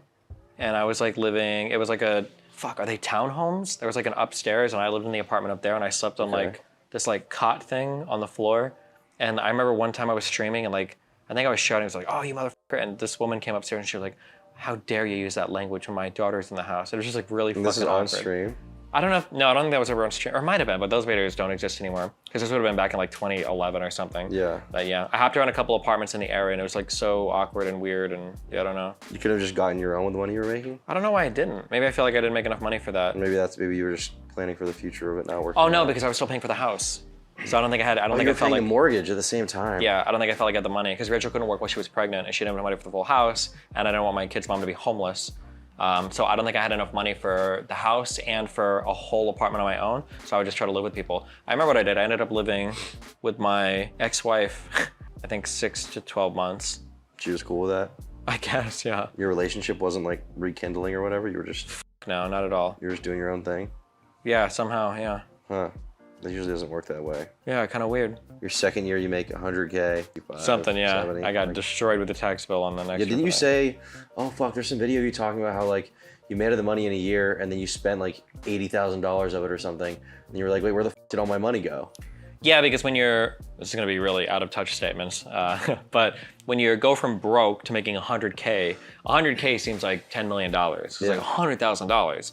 But 100,000 in a year you can blow through really fast. What did you spend that money on? Just like I don't know, traveling and food and just you can blow through 100K really fast if you're like eating out all the time and everything. Once you're making like, I don't know, once you're making like 250 to 500K, it's pretty hard to get rid of that money. And then once you're like making $1 million a year, you can just like spend tons of money on everything. Or for me at least, I don't run out of money because I don't buy anything besides traveling. But like 100K is like, you can set that money on fire instantly. Just like with a few plane tickets and then eating out all the time and then whatever. Did the money keep going up from there? Like gradually scaling like 40, Yeah, it kind of did. It was just, I was always in a weird spot because I was trying to pay for my kid and my kid's mom. How were you splitting up like your personal versus like work life? Like were you I don't think I had any personal life at all. I was just streaming constantly because I was a professional gamer. So I was like playing Starcraft, like it would have been at least like 10 to 12 hours a day. Yeah. Were you going to like take care of your kid and then coming back? Or were you just like the stream god? I think it like varied based on how me and Rachel were at the time. I don't know if these streams still exist anymore, but I know that like when kids are first born, so like you can take a baby and you put them down on a thing and you can like burrito them. So I think there are early streams of me because for early babies, if they're good babies, Nathan was a really good baby. Just like every 4 hours, they wake up and they're crying and usually you change them, feed them, burp them, and then you lay them down again. It's like super regular. Nathan was like that. So I could just like burrito him in a blanket and then kind of like stick him on my shoulder up here and I could just like play. And I could do that for a while. And when me and Rachel weren't fighting, I did that for a while and that worked. But I think I was like in and out of the house based on how our relationship was at the time. So you were on and off then? We were always on and off, but we were also on and off in terms of like, can we live with each other without killing each other? Was it a thing where like you were like together and you split up and see other people and then come back, or was it just like? No, it was just chaotic, hectic. There was no organization or plan. It was just a one-itis. Something like that. I don't know. Did you like really love her at the time? Want it to work out? I mean, probably, yeah. Probably. I mean, as much as no offense, but as much as a 21-year-old can love. You think it's your understanding of love has changed since then? Probably, yeah. It's pretty naive at that point, yeah. But I mean, like we had a child together, and like I loved her as much as anybody can. Like we had fun together, we synergized really well, we had good chemistry, yeah. Yeah. Okay. So after, or I guess while this is going on, your streaming's taking off a little bit, but at the time, you weren't a politics guy at all, which is what everyone knows you for now. You were. I mean, I've always had strong political opinions, and I argued with people all the time, like growing up. But primarily, I wasn't doing you that were like on a gamer. stream. Yeah. Gamer was the guy you were, and Yeah. you did talk about your political opinions on stream, but it wasn't like I'm the argument debate guy. At the time, it was like I'm the Starcraft 2 guy. Yeah. Okay. But at a certain point, Starcraft starts falling off a little bit, and you had this conversation with, I don't know their names. I want to say one of them is like DJ or something, but it's you and a few other guys having a conversation about Starcraft, and they're debating you, and you're basically telling them about how Starcraft is going to fall off, and you're getting the f out. We can't hope for Blizzard to do anything, then it's time to just switch fucking games because the audience of this game will only continue to dwindle. Stop being a part of this community. Then you should go play LOL. Yeah, I think I just realized actually what we're gonna do. This is the plan, okay? We continue to do nothing and wait, and eventually all of the Korean players are going to be switching over to LoL because Korea is huge on that shit now. And then once they switch over, people like Idra and In Control can go back to winning tournaments. I think that's the plan right now. I love you guys very much. Peace out. And all of them were like, "You're retarded. You're gonna fall out. Your career is gonna die." And my understanding is that within a few years, those guys were like not really heard of anymore. Yeah, I think I kind of saw where things were going. I don't know why I've always had a good eye for like internet content or trends or whatever, and I could kind of tell that like Starcraft was about to fall off, and that was kind of unfathomable at the time because Starcraft was like the top dog for so long. Was it still really popular at the time? It was, yeah, it was doing really well, yeah. But it was really obvious that like League of Legends was gonna start to come up and take over. And that was just a lot of people couldn't see that for some reason. And then I got into an argument with some people over it, and they all kind of made fun of me for it. And I was like, okay, whatever. So you quit StarCraft, you do other games, but after StarCraft, there was never like a game that was like your thing. No, I tried to find them. Like I played a lot of League of Legends, but I don't think I could ever go pro in that. I tried Overwatch for a while, but I only did that for like a few months. I was like, I don't think I can. Were you good at video games? I was a semi-pro gamer. When was I good at video games? But you weren't good enough to like be pro forever. You weren't, right? I mean, I was like, that's why I say I was semi-pro. At my best, I could maybe take a game off of anybody in the world. Destiny, thanks very much for joining us, and congratulations on IPL Season 2 qualification. Yeah, thanks for having me. And with more time spent playing the game, I gradually got better and better, and I think I'm getting close to where I can compete at a really high level. But like, I don't think I would have won a series against most people. No. It wouldn't surprise me like lifetime winnings in StarCraft 2 were, my guess would be probably less than $5,000. It wasn't much, but I'd always focused on the streaming end of things more than just the practice end of things. So like my main money was always through streaming. So even though my tournament winnings weren't good, I like prioritized my streaming over like my pro gaming practice. On stream, were you mostly talking about video games, or was it like personality, lifestyle, current events stuff? It was always a combination of stuff. Like it was video games, but all the other stuff was always mixed in. That's I think what got people endeared to me rather than just like a StarCraft player. It was like more me, the person. Back then, were you doing like variety content, or was it like, were you like reacting to things and like reading things, or was it mostly just like you gaming? I think it was just gaming, nonstop gaming, yeah. When did that change? Man, I don't know, maybe around 2016, I think. Before 2016, you were gaming pretty much. I think mainly. I'm sure people were like watching YouTube videos and stuff a little bit prior to that, but Why was that election important to you? Why did that change everything? I just thought the conversation was so bad, and I was like, oh, like maybe I can contribute a little bit. Maybe Why was it bad? Just people like not talking factually about literally anything. It was wild. Like people just saying like the most crazy, random, wild statements about economics or finance without knowing anything about like taxes or economies, or people saying weird like things that just seemed like really dumb. I was like, were conservatives doing that? I think everybody was. But especially everything like surrounding Trump was like really dumb. Did your viewership fall off because people came there for video games? I'd already emerged more as like a personality than just like a video game person, because I lost a lot of people that followed me just for StarCraft when I played League, and then from League I was like kind of starting to talk about and do other things. So yeah. Did your viewership decrease like with each one of these? You take like a little hit. From StarCraft to League, I took a big hit, but then from League onwards, I just kind of like. Do you remember like how many you were getting live on StarCraft versus League? I want to say from StarCraft maybe 5 to 8K maybe, and then I think League was anywhere from like 1.5 to 3K. Ooh, a third. Was the money like less too? Yeah. You were somehow still confident that you were making the right choice, even despite that. Yeah, because Starcraft was definitely gonna die, and I don't want to be like hitched to that too much. You didn't have a ton of self-doubt about that? No, I was pretty confident. I thought my analysis was good. Yeah, it was. It was, but at the time you didn't know. It was like there was you can probably go back and find it. Like I'm pretty sure there's a big post I made on the Starcraft subreddit. This is like a lesson that you learn in history. Like, it's common sense. Like, look at the Betamax versus VHS. Like, Betamax was a superior format in every single way, but VHS, was the one that was more aggressive with their marketing. And what did we end up with? But it was like all the reasons why I looked at how League, Riot was like supporting their game like so much, and Blizzard didn't seem to support theirs that much. And there was a big elitist attitude throughout all the Blizzard development staff and like all of the esports guys and all of the players and personalities about this is the best game because it's the most competitive and that's what people like. And these shitter like Dota and League aren't going to take off because like they're too casual and blah blah blah. And I think in my opinion, I thought that like the bigger the player base, the more people will watch your esports. Like, and these people support the out of their games in their communities, like, they're on an upward trend. Like, why would we not expect that to like overtake Starcraft and then Starcraft will like die bomb? And then 2016, you switched to politics, and people are more or less comfortable with your constantly varying, stuff by then. You've been full-time streaming for. I started full-time streaming at the end of 2010. Holy shit.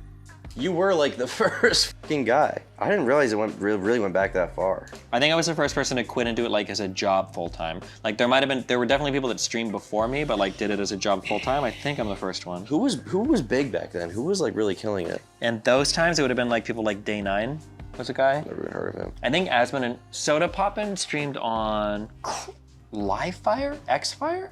I never heard of this. Some website like that.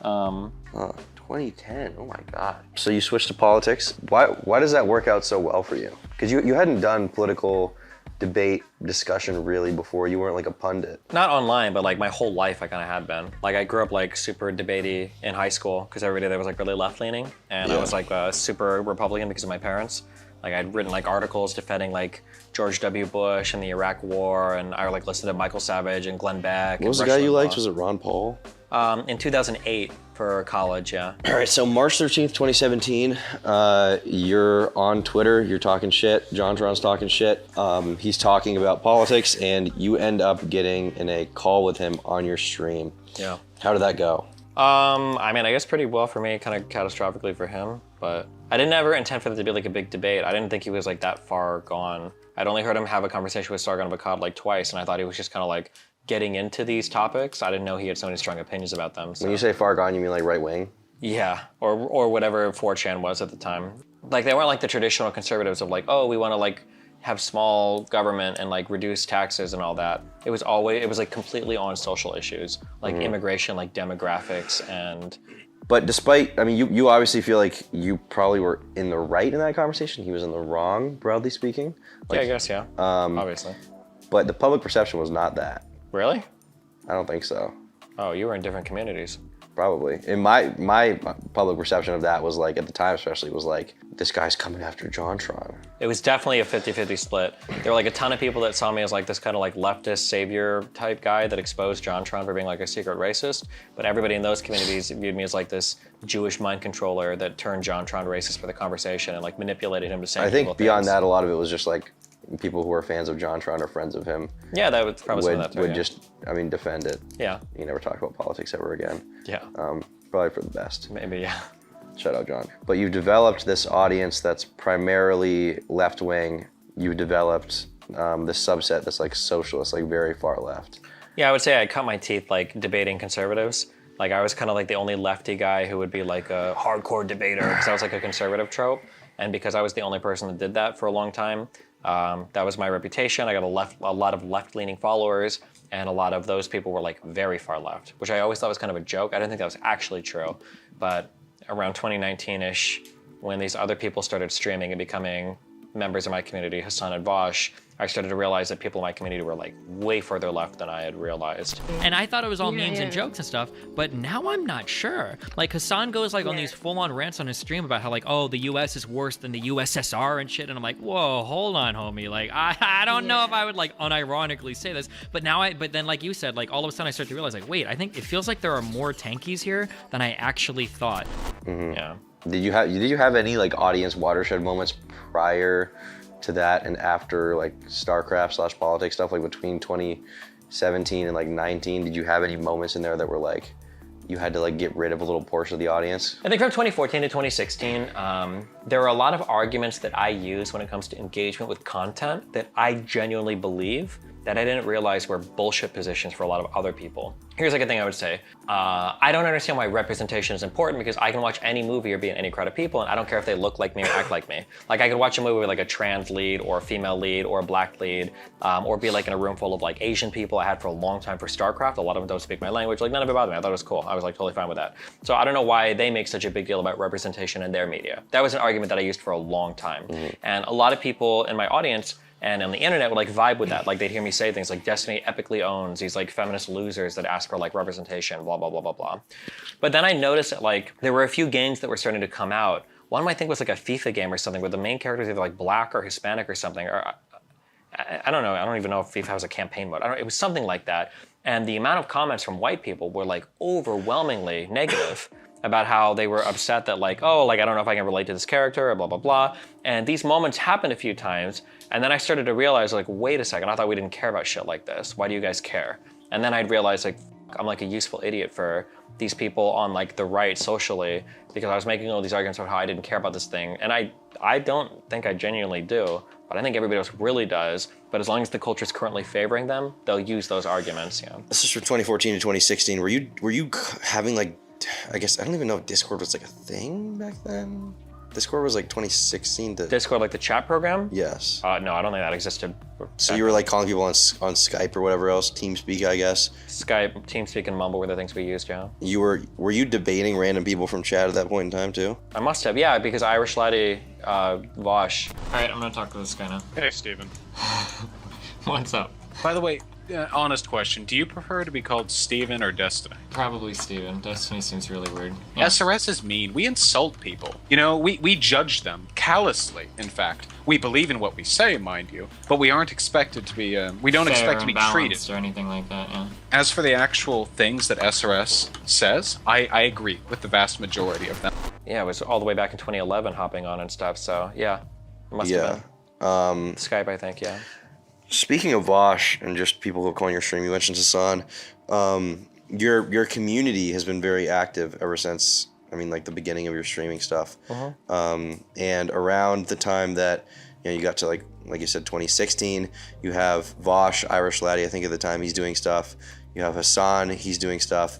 And you start to see like little offshoots from your community blow up and do their own little thing. They carve out their own little piece of that pie.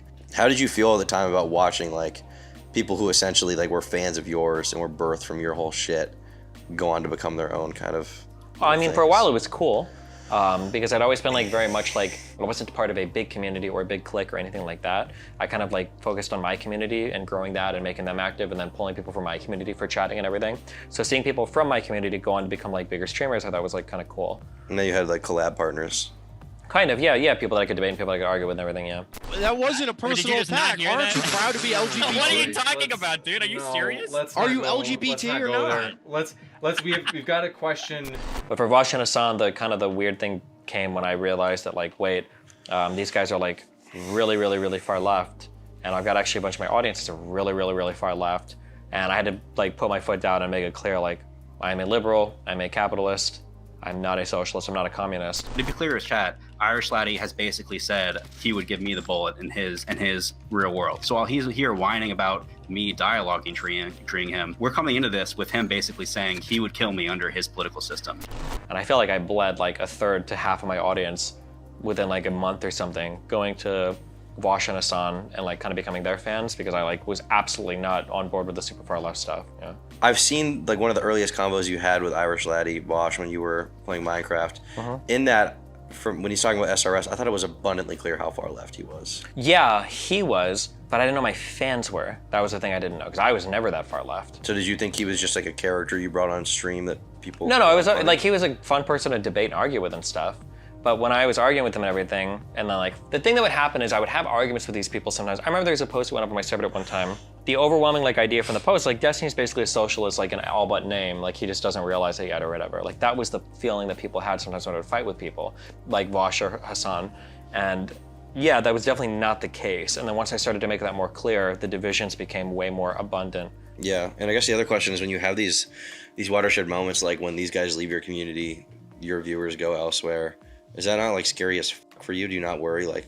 I don't know many YouTubers that do this though, but for a streamer, I think it's really important to have an up and down so that you can see you can survive it. And my big up and down was from Starcraft to League. That was scary for me because I thought it might be over. But if I could survive going from Starcraft to League, I could survive any, wave and fall or crest and peak or whatever at that point, yeah. How many viewers did you lose to them? I don't know, probably, if I had to guess, it was probably a couple thousand concurrent viewers, to be my guess. But Vosh and Hassan have never been like buddies, right? No. Why? They kind of seem like a perfect fit for each other.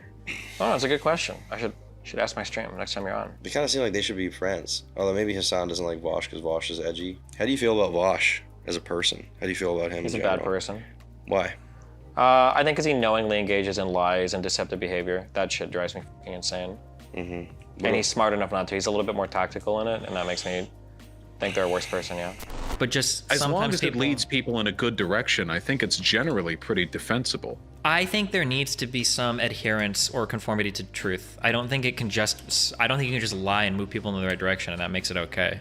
What about if we were to get rid of all content which has any misleading elements for the advocacy of liberal or left-leaning politics? I think that would destroy almost everything. I actually didn't watch his debate with Lance the other day. Did you know? This is, by the way, I'm totally poisoning the well here. Sometimes, if intellectual honesty is the cost of a successful improvement of the state of humanity, then sometimes that just has to be made. On an ideological level, you're no different than a lot of the crazy groups that you yourself disagree with. Do you think he's as smart as you? Do you think you can see eye to eye on issues and like you can have like complex conversations about these issues and he could... I mean, it's hard to rank intelligence, but he's a very smart person. Like if we both spent the same amount of time studying an issue, like it would always be a challenging conversation for me. Like he would never be a pushover on anything, absolutely not. You say that, but when I've seen you guys have conversations like on the Rittenhouse thing, it seems like he had a very hard time. Yeah, but I don't think that was because of his intelligence. I think it's because of his partisanship. I think he was getting partisanly sucked into a certain narrative. Is he aware of that? I think he is. Is that his choice? I think so. I think he's smart enough to know it. That's why I hate him more than I hate Hassan. I think Hassan is not as smart as Vosh. Yeah. Is Vosh like grifting then? Is that just sort of a grifty thing? No. I think it's a little grifty. Yeah. I think he's smarter than that. But he's not like fully grifting. I think he like decently believes in most of what he says, but I think he also is like really intentional in what he covers and how he covers it. Yeah. How do you feel about Hassan? That's a big question. You guys were buddies. Kind of, yeah. You guys got along. Acquaintance / friends, yeah. I'm not a vegan, but a pescatarian technically. Oh shit, really? Yeah, you didn't know that? No, I don't know. Why would I know your dietary habits? What the I get like a salad or something. Oh, no. I'm just f***ing with you, dude. I eat normal shit. I'm sorry. The power of these muscles. Can I touch you? Yeah, the power of these muscles. Andy, you don't fucking understand. He's got a power. This is memes for fucking years. I mean, you hung out a few times in person or whatever. Yeah, played with his dog. You played with his dog. Yeah. And his dog died. And then you put him on the fucking thing. I'm just kidding. Cut that. Yeah. That's going in. That's going to be the opening. But cut that. Nothing's going to cut. So you guys were friends. I mean, the same applies with Vosh. And then you have a few big conversations. I think one of them was around the trihex N-word thing. Me and Hassan had already had big schisms before that, I think. Well, that was a big one. And the one before that, there was the booty judge thing. It was a Kamala Harris video. That was a huge thing. And then afterwards, the trihex N-word thing, he basically tried to ambush me on that, and that was a really bad, set of conversations. Right. Would he use the N-word or the hard R around you while he's talking about someone? No, because he understands that it's bad. Because it ultimately, no matter how you use the term, ultimately it just implies that the person themselves are like a racist person. And then, I mean, after that, it was kind of just over. Pretty fucked at that point, yeah. Yeah. Like, do you miss like talking to them when they were more, I don't know, less partisan or whatever? I think at that point in my life, I didn't really talk to anybody like on a personal level, so. Really? Yeah. Anybody? Not really, no. What were you doing? Streaming. Doesn't that f you up to not talk to anyone on a personal level? Not really. That's weird. Yeah. Do you know that's weird? A little bit, yeah. Do you know that is really weird? I understand that, yeah. So not talk to anyone on a personal level? Is there something wrong with you? I mean, it's just hard for people to relate to me. Like, what am I gonna talk about? Like, here's my streamer problems. It's just hard to, yeah. And then I don't value other people's feedback as much because of like, I'm usually a little bit older than the other people, and a lot of my problems are like kind of unique. Like, am I gonna talk to Vosh or Hassan about like, I had to move to another place because of like my kid's mom and me not getting along? Or like it's just like all my problems are so unique. Okay, when you say weird. you didn't have any personal conversations, do you mean with streamers or just in general? I mean, like I would usually be dating somebody, I would talk to them, yeah. Okay, so you did have personal conversations. Yeah. Well, your problems. Yeah. You're not a total psycho. Why? Yeah, I don't think I'm a total just psycho. say that. Oh, well, I mean, I didn't have like friends that I would like talk to things about. So like, if I never dated Vosh or Hassan. Oh. Yeah. I didn't know that. Oh, Okay. well, there you go. I Yeah. thought you had. Okay, No. that's good. The next few moments like that with drama, obviously the ones I remember are like Redacted. Shout out to Redacted. Lav, Mr. Girl. But a big one, a big one that I think is not talked about as much as I think it should be, is Bob7. What the fuck happened with Bob7? Basically, Bob7 was a guy who was getting really close to my partner at the time. And He would, to be clear, he was a streamer. Kind of, yeah. He would go on the mainly Raw worked shows. on like shows and stuff behind the scenes and was on other people's streams. He went on the Raw show. He did like this sort of desperate incel character guy. Yeah, for sure, yeah. And he was pretty funny. Yeah, he was super funny. But he becomes friends with your, I guess now, ex-wife, Melina. Yeah. And that caused issues. Basically, what I found out was that, if I can remember right, I found out that he was like shit-talking me a ton to a few people that were kind of close to me. That really bothered me. And then I think I reached out to a few other people to find out if he'd ever said anything, and I found out that he had. And then I got really paranoid. I was like, wait a second, how many people are like hearing really weird or negative things about me from this guy? And then I think I made like kind of like a probably inappropriate, thinly veiled threat or something. I think at the end of a stream, I said something, and I was like, listen, Bob7, I know you're fucking talking me, okay? Don't fucking throw stones in glass houses. I know you've done some weird shit, motherfucker. Don't talk shit about me, blah, blah, blah. It was some dumb shit like that. I said something like that. And for some reason, he challenged me on it. I don't know why people do this still, but he was like, oh, well, that's not true. You don't know anything about me, blah, blah, blah. And I was like, okay. And then we did that. Then you dropped a giant fucking video about him. I guess 5 so. hours long and nuked his career. Maybe. But it wasn't just Bob that was the problem. It was Mel. A little bit, yeah.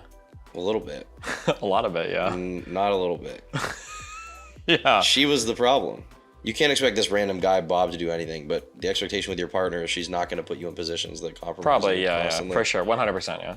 It's just like a crazy boundary. You have like no... I think because of my upbringing, the way that I grew up and the people in my life, I think I'd always been a very independent person. So I'm just kind of used to like having to do everything on my own. So I have a really hard time asking for things from other people or establishing boundaries with other people. So if people make really bad mistakes, I just try to think of like, well, why did they do it? And how did I contribute to it? And can I change that? So I just like, will usually take it all on myself. And I think it was like a really dumb thing to do for a long time. Like at some point I should have been able to say like, hey, you probably shouldn't do this, or this is super unacceptable. You never told her like, don't talk? I mean, I kind of did, but about then my personal obviously it life? kept happening and I didn't do anything about it, so. Yeah. I mean, I guess what do you do other than break up or something? Break up is what you probably should do. Yeah. I guess that did happen now. Yeah, got there eventually. Yeah, 3 years later. No kids, 0 kids later. Yeah, I guess that's good. 0 houses later, so. Was that in the cars to have a kid with her? I think probably not. I mean, maybe eventually. I don't know. Did she want to have kids? I think she did, yeah. I guess I'm glad that didn't fucking happen. Yeah, well. I always said we had to go 1 year with no serious fights before I'd have a kid, so. And that never happened, I assume. Yeah, Could good go for her. 1 week. A few years ago, one of your biggest things was you were having these like intellectual debates on super taboo subjects. So, and they got you on a bunch of shit, I think, a bunch of the clips that came out from it. So one of the big ones was you talking to now convicted pedophile Amos Yee about child porn. He said something to the effect of like, if there was some kind of way to ethically distribute CP to pedophiles, then would you be okay with that? And you said something along the lines of like, yeah, I think I'd be okay with that if the people consented and there was no ethical quandary with that. But that got you in a bunch of shit. Right, so you're pretty open to the position of child pornography. Well, not like the mainstream like production of and recruiting children to create it.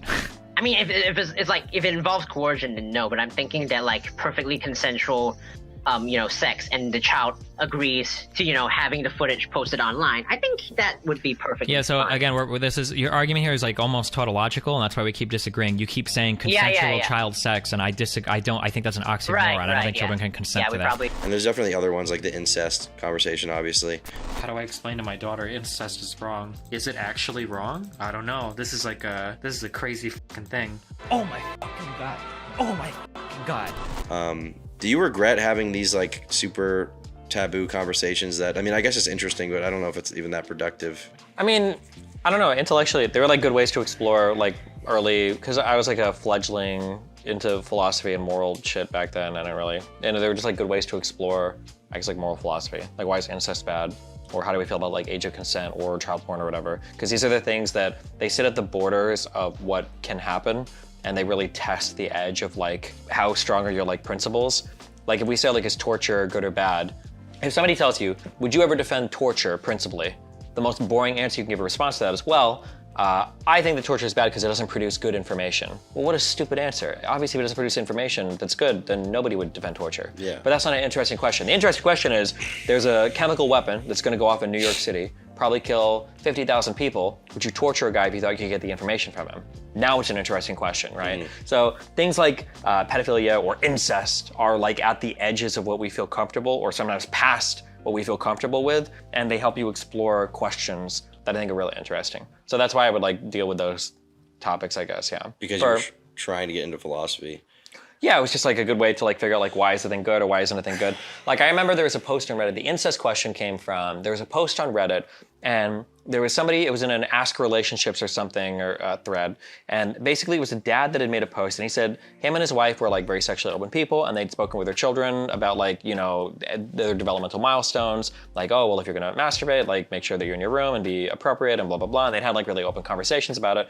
And apparently when the daughter was like of a certain age, I think she went to the dad and mom, and she said something along the lines of like, I don't know how to make myself orgasm when I masturbate, can you guys help me? And the father was like, I don't know how to tell her like, no, this is not appropriate, or like, I don't know what to do here. And I thought that was an interesting question. Like, well, why would it be inappropriate? Like, what are the actual good answers to that beyond like, ick, that's like not good, I guess, right? So and when you would pose these questions to people, they'd have a really hard time coming up with an answer. And I thought that was interesting. Apparently in philosophy it's called moral dumbfounding, where we have really strong moral intuitions around certain topics. Incest is one of them, but you can't produce like a rational argument for why it's not good.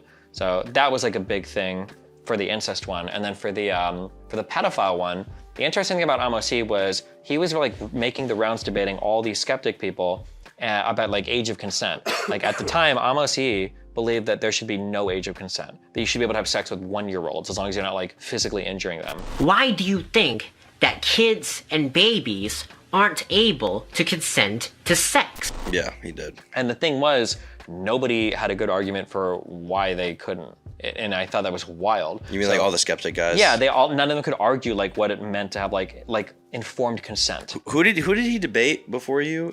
It was so many of the skeptic people. I remember it's like Worski maybe? Maybe, and like Sargon, and I think Rachel Chen. Isn't she? Lauren Chen. Lauren Chen, maybe way back then, when she was called Roaming Millennial. Yeah. So are you saying their explanation just kind of came down to like, well, because it's wrong? Yeah, it's Blair White. Yeah, like all these people are like, oh, it's wrong, ew, and they've never had like a good argument, or they would say things like, oh, like they can't consent or whatever. But it's like, I mean, consent to in what way? Because nobody else had like informed consent. So I was like, oh, I'll have a debate with this guy and argue about like informed consent and why they shouldn't be able to do it. And we have like a 2-hour debate where I think I defend the concept of informed consent really well. But there's like a 3-minute segment where he asks me, if you could produce child porn that had already, or if you could have child porn that was already made, and older people, that were already, victimized, if they could consent to using that to rehabilitate pedophiles so they wouldn't rape kids anymore, would you be okay with that? And I was like, I don't know. If there was actually research that backed that up, and if you could get a count together and like gather it in an ethical way, I guess maybe. Sure. If it led to like less kid rape, and that like 3-minute clip was the only thing that anybody took from that whole conversation. Basically what I hear is Destiny defends ethical CP. Yeah, the ethical CP, like people like Brittany Venti and stuff like ran with that line for like 3 or 4 years, which is like the dumbest thing. It's like, okay. Do you think that people have to know how to explain their viewpoints though to be right? To be right? No, you can be right. Maybe it has to be right. I don't know. Is there no like intrinsic, intuitive morality? Like, there are definitely things that I think are wrong that I probably couldn't explain that well. Maybe, but it's good to understand why they're bad, I think.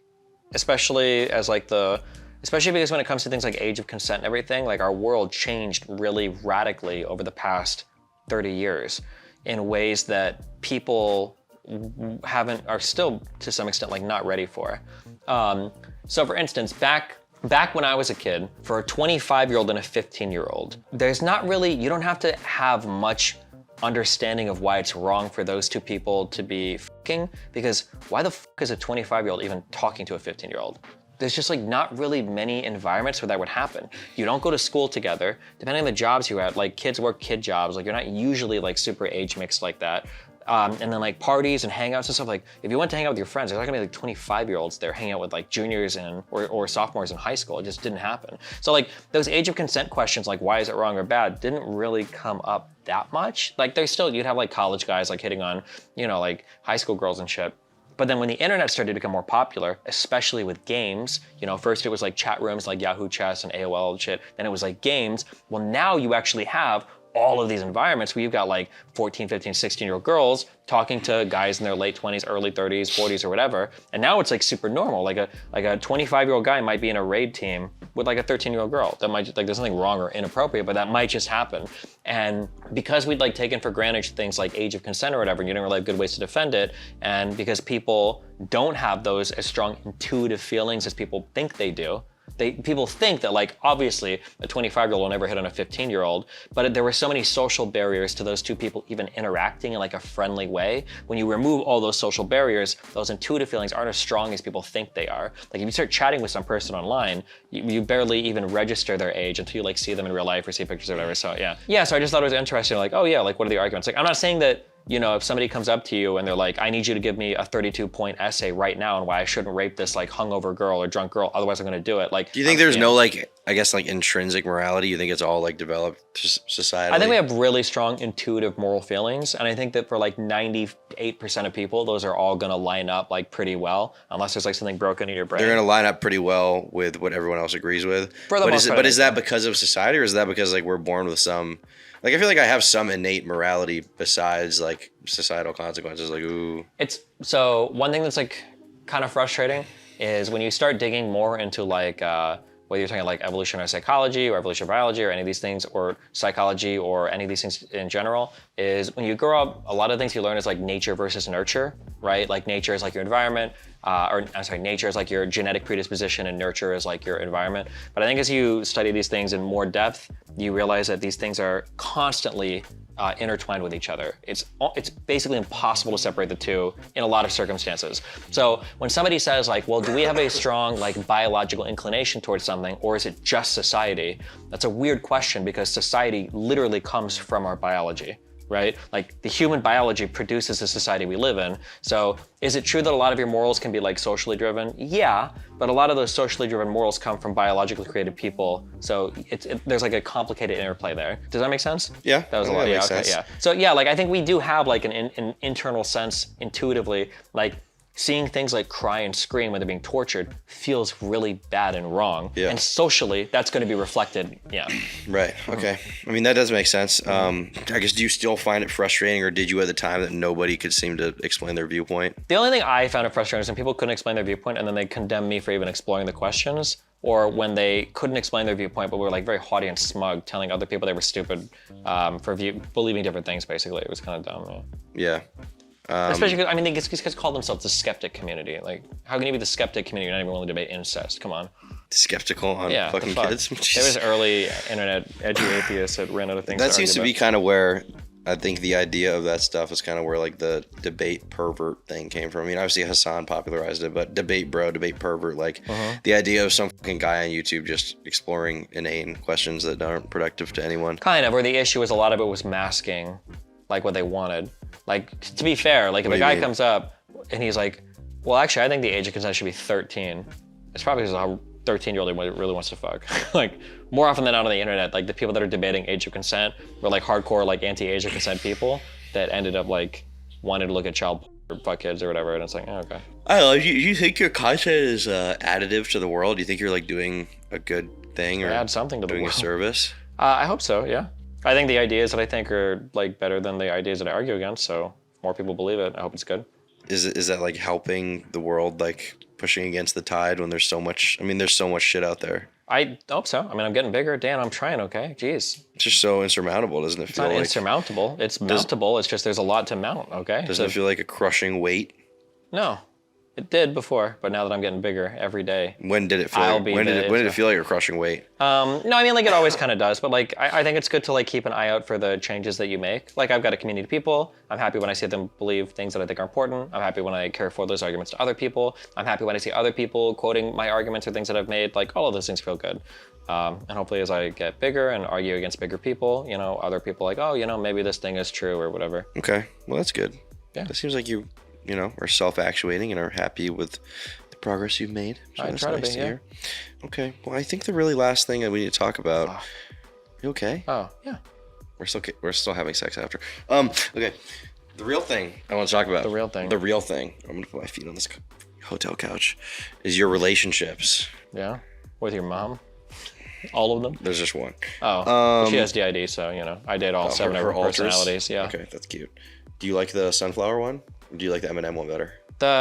The issue is she switches between these two like pretty frequently sometimes, and it's fucking really do weird this. because the I can't M&M one fucking do really this. likes anal, but the sunflower one hates it. So it sucks when I'm like balls deep in the M&M one's ass, And it's like and you're then she raping me. switches alters, and she's like, "Oh, what the fuck are you doing?" And you got there's like the spot on the back of her head that if I tap it really hard, she'll switch back to the M&M one. But obviously after a while, it was like really fucked up. It's like beating the shit out of her to get her to like take my dick in her ass. So Yeah, that's usually the way I have to do it anyway. Really? Without DID. Oh shit, that's fucked up.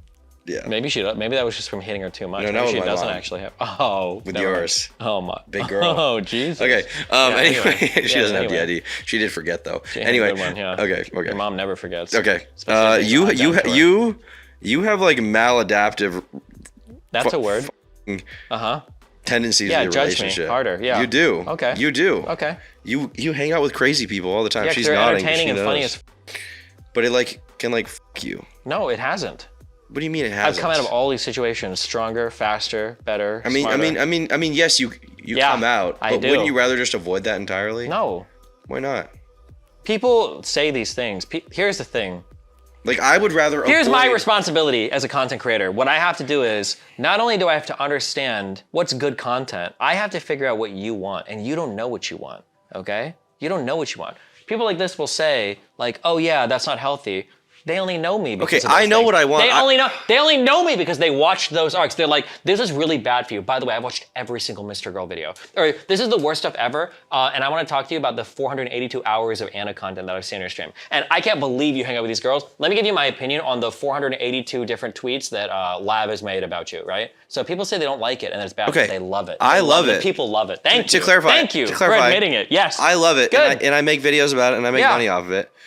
But is that like good for you? Yeah, it's good content. It's entertaining as fuck. Is that all there is? Content? It's like, you ever see the anime Death Note? Yeah. Imagine living your life like that. Why would you not want to? You got this other guy trying to destroy your life, okay, writing big articles. Because it's like stressful, and then in the end he goes crazy and dies. Well, I haven't gotten to season 2 yet, okay? Don't spoil it, okay? I just finished the episode where he kills L. That's where I'm at. That was my Mr. Girl. Yeah? Yeah. Okay. He finishes writing his 150,000. My life is thing, kind of like Death And then Note. I don't die, but he does. And that's like, yeah. My you know? life is kind of like Death Note, if Yeah. Death Note was real. True. Yeah. Yeah, except instead of writing death notes, I write manifestos. But it doesn't. It's fun, Yeah, I right? have You gotta those- I have admit, those right? socks. Working on these like papers and you're No, trying it's to like, fun, it's you're like fun. trying to source out all the video stuff and it's like, can I support this argument? Like, oh, cause somebody dig through files and we've got like all these like secretly recorded conversations and it's like, it's the right thing here to like justify it and blah, blah, blah. You put it together and then you present it.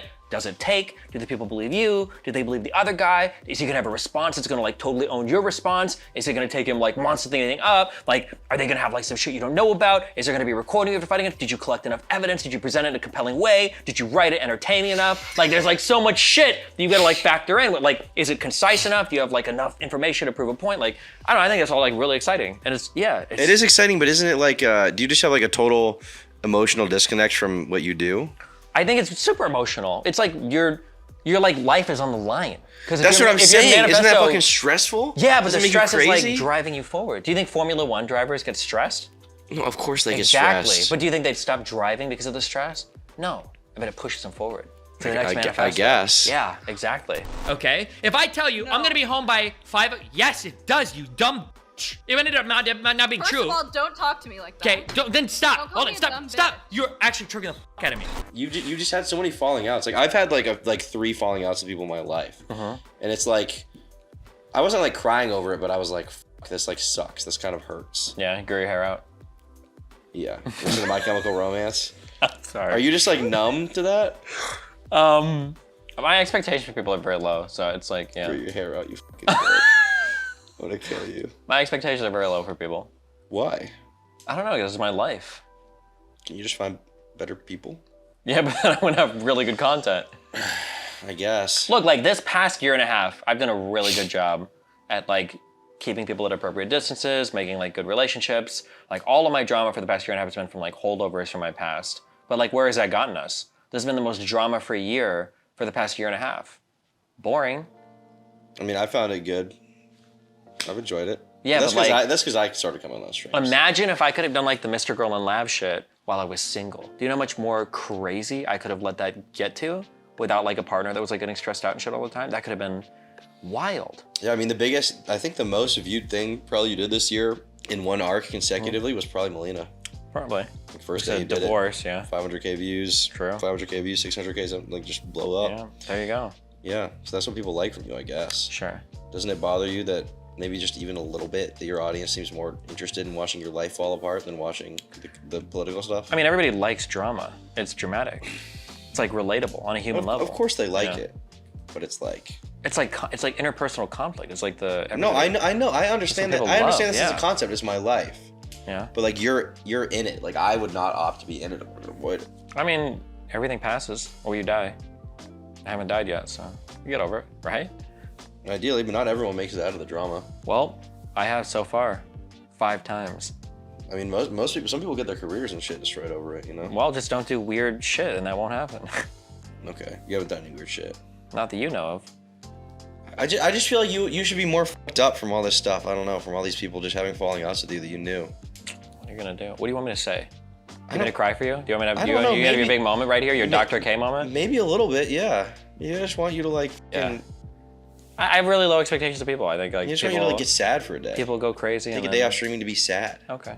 I'll try that. We're at the gym, you'll be crying. Yeah, we will be. On the bench press. You're gonna load up 265 and you're gonna be here and I'm gonna be spotting you, and then on your way down, I'm gonna be like, I miss her, bro. And you're gonna be like, oh shit, oh shit. I miss her, bro. Yeah. Okay, that'd be, I mean, at least I'll show some humanity when I get my windpipe crushed. Maybe, yeah. It'd be good. But now it was time to go back to Miami. Ladies and gentlemen, live from InfoWars. We're in Miami, Florida today. I didn't expect this, but I feel a presence of beautiful Jewish power. Where Steve lives, and where he would be debating Benjamin Aaron Shapiro. Easily one of the most famous conservatives in the country, the host of The Daily Wire, and now a rapper, apparently, too. It's a picture of a pentagon, a hexagon, octagon, and then Obama is gone. And a picture. Okay, that was epic. Given that Destiny was about to have the most impactful debate of his career, I knew he needed to get in tip-top shape because, let's be honest, this guy's been gaming too much, and he hasn't been gaining nearly enough. So I decided to take him to the gym to get him in an alpha male mindset so he could completely crush his opponent. That being said, he didn't seem to enjoy the gym very much at all. He's constantly on his fucking... Yeah, I gotta get ready for my Ben Shapiro debate in 2 days, okay? That's not a big deal. The way you're actually gonna get ready for this debate, Steven, is by working out, I agree. I'm here with the greatest soy boy of all time, teaching him how to be an alpha male. We're gonna get a little testosterone in this guy's veins. Maybe that way his wife will be with him instead of meme tips. Yeah, get this on camera, here we go. First exercise we're gonna learn. Oh my God. Okay. Look at you go. Now, Steven, I think you're gonna have excellent form. Yeah? Dexterity. Oh my You God. need to push all the estrogen out of your belly. Sit you go so you can do this, okay? Women will finally be clamoring for you in your Instagram DMs. Finally. Something that never happens. That's what I need. There you go. Hey, let's see you do this. Come on.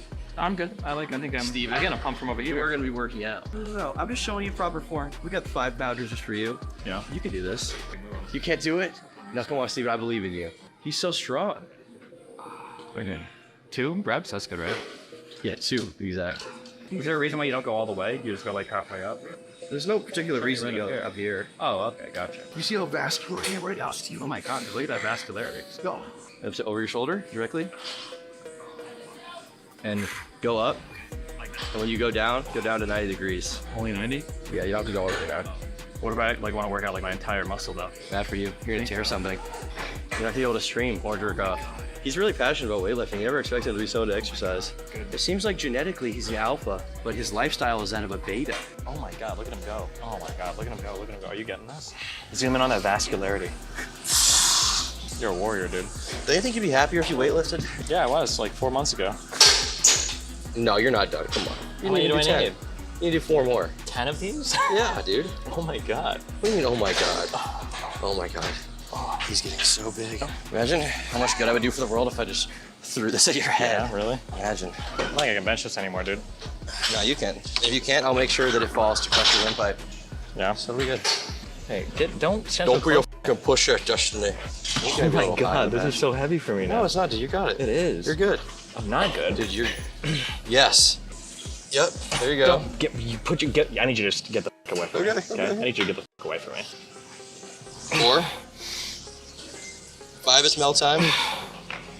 I need you, dude, you, hold on. You Stop. want like, help? you need to, no, I need you to get the f away from me. Okay, Jesus. I thought you were gonna drop it on your neck. I'm trying I'm to not gonna save drop you. the bar. This is the kind of spotter that would make me, when I was actually at the gym, I would have killed this motherfucker. Do you know what we call these guys at the gym? We call them gains goblins, okay? Gains goblins, because when you're working on your last rep, these are the guys who like, all of your muscle fibers are, you know, you're stretched, you're pushing as hard as you can, and he comes like, oh, let me help you with that. And then he just steals the last rep from you completely. Super hyped for today, because it's the first day. He's gonna put up 225 by 5 on the bench. All of us are like really excited for it. You ready to spot me? 225, Make right? sure your balls are right above my eyes. Yeah, they're good. Oh, if you want like extra activation for your lower chest right here, when you wrap your thumbs over, do it like this, okay? No.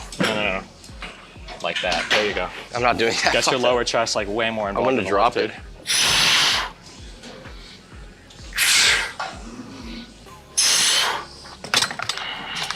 Have you ever thought about for this lift breathing while you do it? No. Or do you like to hold your breath through the entire thing? I like to hold it in. Yeah? Oh my God. Those twitch muscle fibers, Yeah. begging for oxygen. How many reps of these would it take to make your head explode if you're holding your breath the whole time? Wait, did you see his tomato face when he was at the last rep of this? I think one more that I did would make me fucking pop. Okay. Wait, what do you normally bench at the end of this when you're all... The most I could do is like 190 or 200. For how many reps? Like 4. Oh, okay. Can I do more than that? Time for another set? No, I'm good, I think. And you're not good? I've already worked out. You'll be good after another set. Yeah, 105 is like exhausting. No, you can do it, I lost dude. everything. I have no muscles anymore. You know, They're all gone. You're gonna get them. Okay, I need you to stand over there, okay? you trigger the f out of me, all right? Okay. Everybody start filming to make fun of him. Okay, if I need help, it's only when the bar is going down, okay?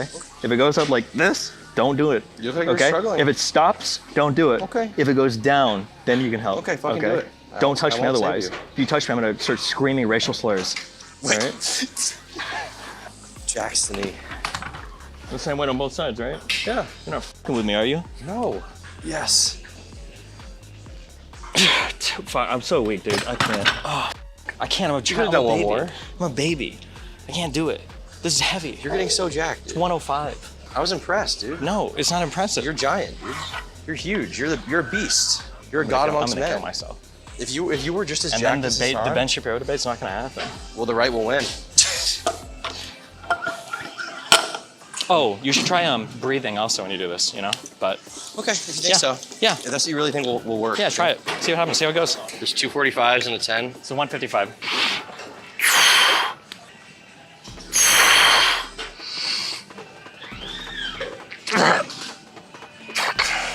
No. No, you're doing one more? Okay, you got it. Push, push, push, push, push, push, push, push, push, push, push, push, push, push. I'm not even touching it. Good job. Fuck. My God, you're a beast. An actual monster. You're already taking them off. You're done, right? You're so excited to leave. Yeah, get me the fuck out of here. You know, no. I'm only gonna be with you for one more lift. Yeah, so this is the I last get thing. to choose. Okay. Squats. Let's see it. You want to squat? Yeah, show me your squats. Let's go. I don't fucking squat ever. I don't care. We want to see it anyway. Let's go. Okay. How much should I be squatting? I just do 225. Throw it up. Okay. There's no way. You don't think so? No. You're a big guy. Look at you, dude. It's a meme, but truly I'm like a small guy pretending to be a big guy. Oh, no. Put the blues on. They're light. Yes. There you go. Are you gonna make me hurt myself? No. Look at him clipping it. What, do you think you're gonna fall over? Maybe. I don't squat. Yeah. Ever. Must have done deadlifts. Why would you do those exercises? Oh, the only reason those lifts exist is to hurt your back, you know? Why even risk it? What was it? You were reviewing some gym video on your stream, of a guy. I think he was deadlifting like this. Yeah? His back completely bent. He's working out his rounded back form. You've never done that before? Is that why you're going for more of a round bulk? Yeah. Why would you want to be able to hurt yourself if you're lifting with a rounded back? That's how you train it. See, some people, they go for a dirty bulk. Some people go for a clean bulk. Destiny's going for a round bulk. Thank you. Yeah, that's what I do. It's impressive. So what's the strategy behind like not putting the weight like all the way on before you clip it? Do you like want there to be like a little bit of give? Or? Oh, okay. I was just checking. I didn't know if there's like a, you know, a method behind that. What's proper form for squat? Basically, like on your way down, you can kind of like lean over a bit to like kind of push off your toes on the bottom. Kind of like do like a free willy, like that. And you're like throwing back your hair like a beautiful mermaid. You wish your hair was that long. True. What the fuck myself? God, you're so fucking jacked. Oh my God, dude. True. I do get to lower that first. Hold on. No. Do you really think he needs to? Yeah, set it down. It's for deadlifts. You can hold it. You're good.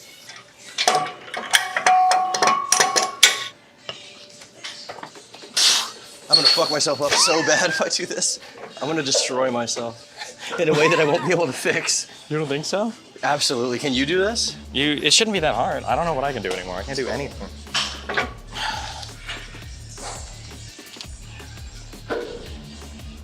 Damn, this is heavy now.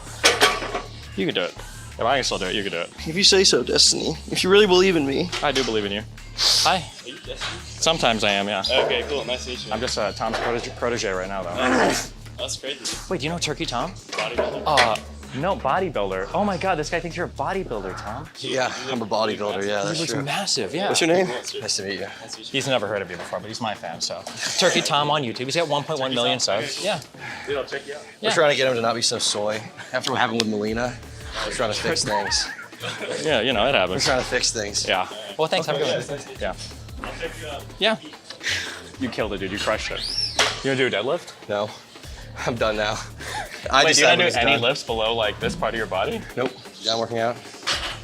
You did a great job today. You'd say you had enough? Let me see this camera. For sure.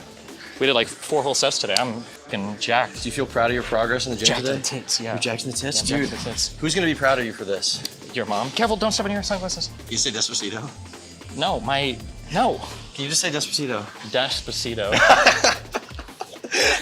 Wait, I look even taller than I am. Oh my God, yeah. Give me a hug now. Aww. Wait, let me sniff your hair. I'm good. It smells bad. No. I finish her for your mom because she likes all the different textures of my hair. So I put my head in her pussy and I go.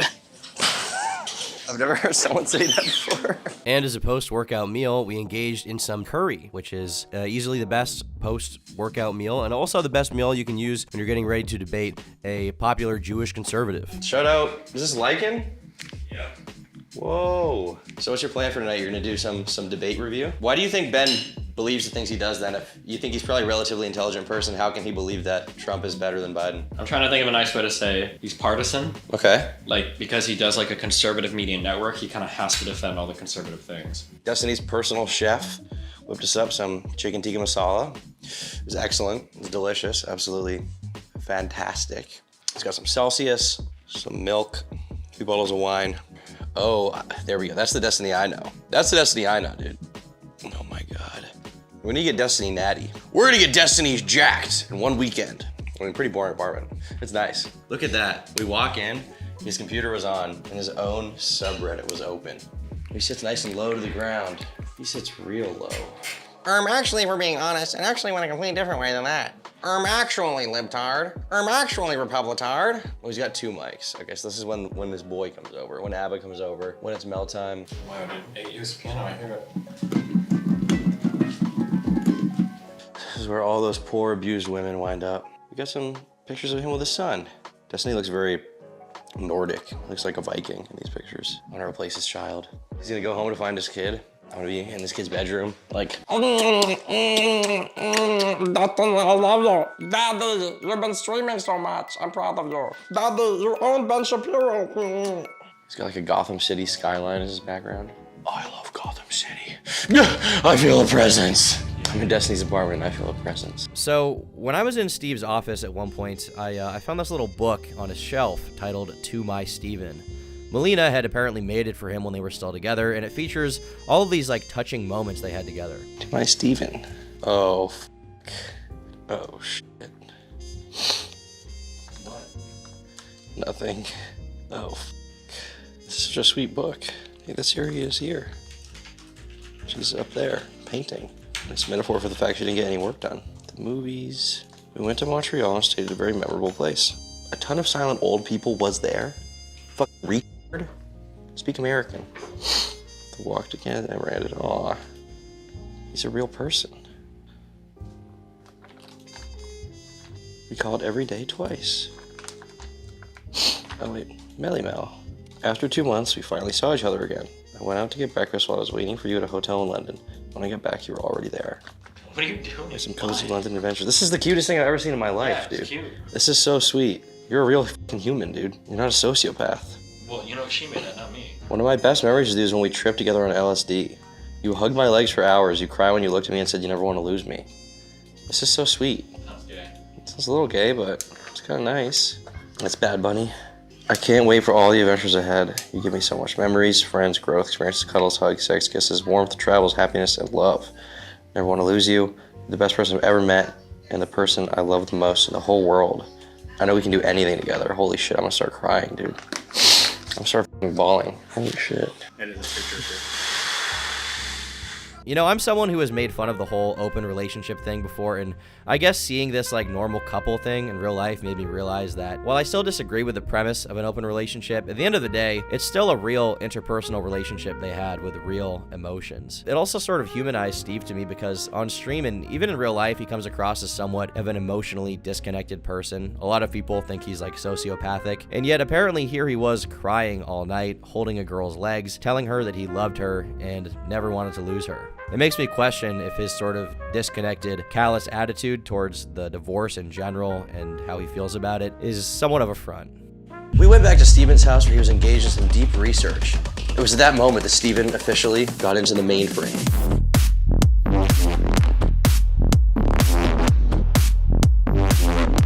Access denied. Your access was denied, dude. You need to get in. Denied, dude. Access denied again. Their conservatives are gonna win. Okay, we'll leave in a sec. Just before I leave, I gotta give you something. Oh, I do have it. All right, here we go. This is just for you. Special made just for Steven. Nope, nope, nope. You're not throwing it away. A token of my gratitude. So I'll always be with you, even after I leave. Merch? Yeah. With our questions out of the way, we left for the night while he researched for his most important appearance to date, the Ben Shapiro Debate. Does body count matter? Jesus Christ. You're really bringing up the red pill stuff. Oh, if you're somebody that depends. doesn't care about it, it doesn't. If you're somebody that does care about it, yeah, it does, of course. Depends on the... The answer is yes. I think that the conduct and the behavior leading up to and including January 6th, I think is wildly indefensible. I am excited to see Ben try to, yeah. Do you think that today Donald Trump knows that he lost the election? Absolutely. So I don't. Him to go and propagate those claims that he'd asked all of the people he trusted to research, and then for him to take those claims to Michigan and to Georgia, and then publicly, and to try to convince people to throw out the election, you don't think that... But you're doing the same thing. You're reverting to, should a reasonable person have known? Yes, a reasonable person should have known. Did Donald Trump know? And I want to make sure we chat. Dump the legal stuff. Okay, actually, okay. because So we're just not talking, looking at insight, because like you said, Jack. Fine. I mean, I'll concede that he's more inappropriate than others. I just don't see the that most as- inappropriate. Sure. Okay. I mean, that's like- important to me, though. Does it not bother you that like Donald Trump sought through legal and extra legal and Trump magical ways of trying to entrench his power as president past when he should have been able to? Is that not something that is incredibly troublesome? Like, let's say hypothetically, good Lord, save me. Let's say hypothetically. So if you're asking me, do I think that Trump has bad intent or could have bad intent with that sort of stuff? Sure. Do I believe that the guardrails held and will continue to hold? Also, sure. Here's my question. Do you think the guardrails are going to fail to hold? I'm not sure.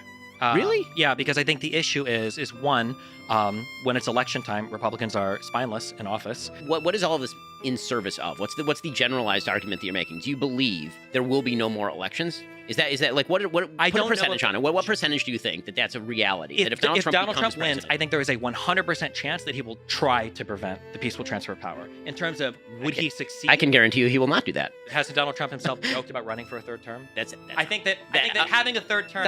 What has Donald Trump not joked about? I mean, hold on. If you want to prevent him from creating a revolution, you probably should actually just appoint him president, and then he can't run again. Obviously, this is not the same thing. We can all tell what somebody's age is by looking at their birth certificate. I can't tell whether somebody's an insurrectionist without any reference to a legal statute or definition of the term. I would also be careful with that because remember, one of Trump's first like big political actions was challenging Obama's birth certificate. Well, and I thought that was dumb at the time. But Sure. in any case, I just think that I think it's scary that Donald Trump would actually do that with his DOJ, would give them orders. He didn't. He didn't. Well, He didn't do it with his he DOJ. kind of did though, right? Okay, so then the idea is essentially that Donald Trump's rhetoric is insane, but we don't care. Donald Trump would probably try to steal an election if he could, but he probably won't be able to. He's not going to do it again. I told you. He's not. You don't think he has any? Why not? When there's like 50 million other things. And I'll make you the case that if you want him not to make election trouble, you should elect him president in the next election cycle, and then he will be ineligible. Okay. Well, I find that to be a wholly unconvincing argument. Ben, you've gotten a chance to talk to Destiny now. What do you like about the guy? A lot of the same sorts of things, but it's really fun to see how you do your process. That is a cool thing. And it's a gift to the audience because honestly, doing what we do, so much of what we do is sitting and reading and being behind closed doors and educating yourself and talking with people. But getting to watch you do it in real time is a really cool window into how people think and how people learn. So that's a really neat thing.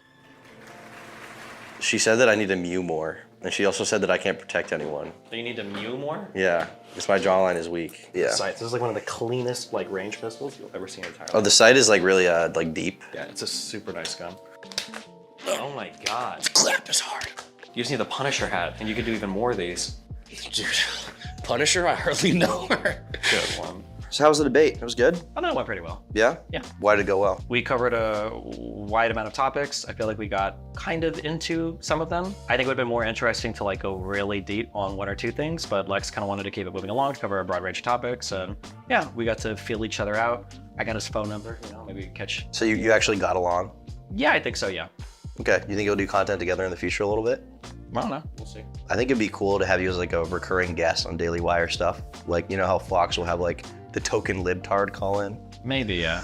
I don't mind like Ben Shapiro, kind of, but everybody else on that network is like radically farther to the right. Other people is like Matt Walsh? Yeah, so like Walsh, Kevin Knowles, Candace Owens.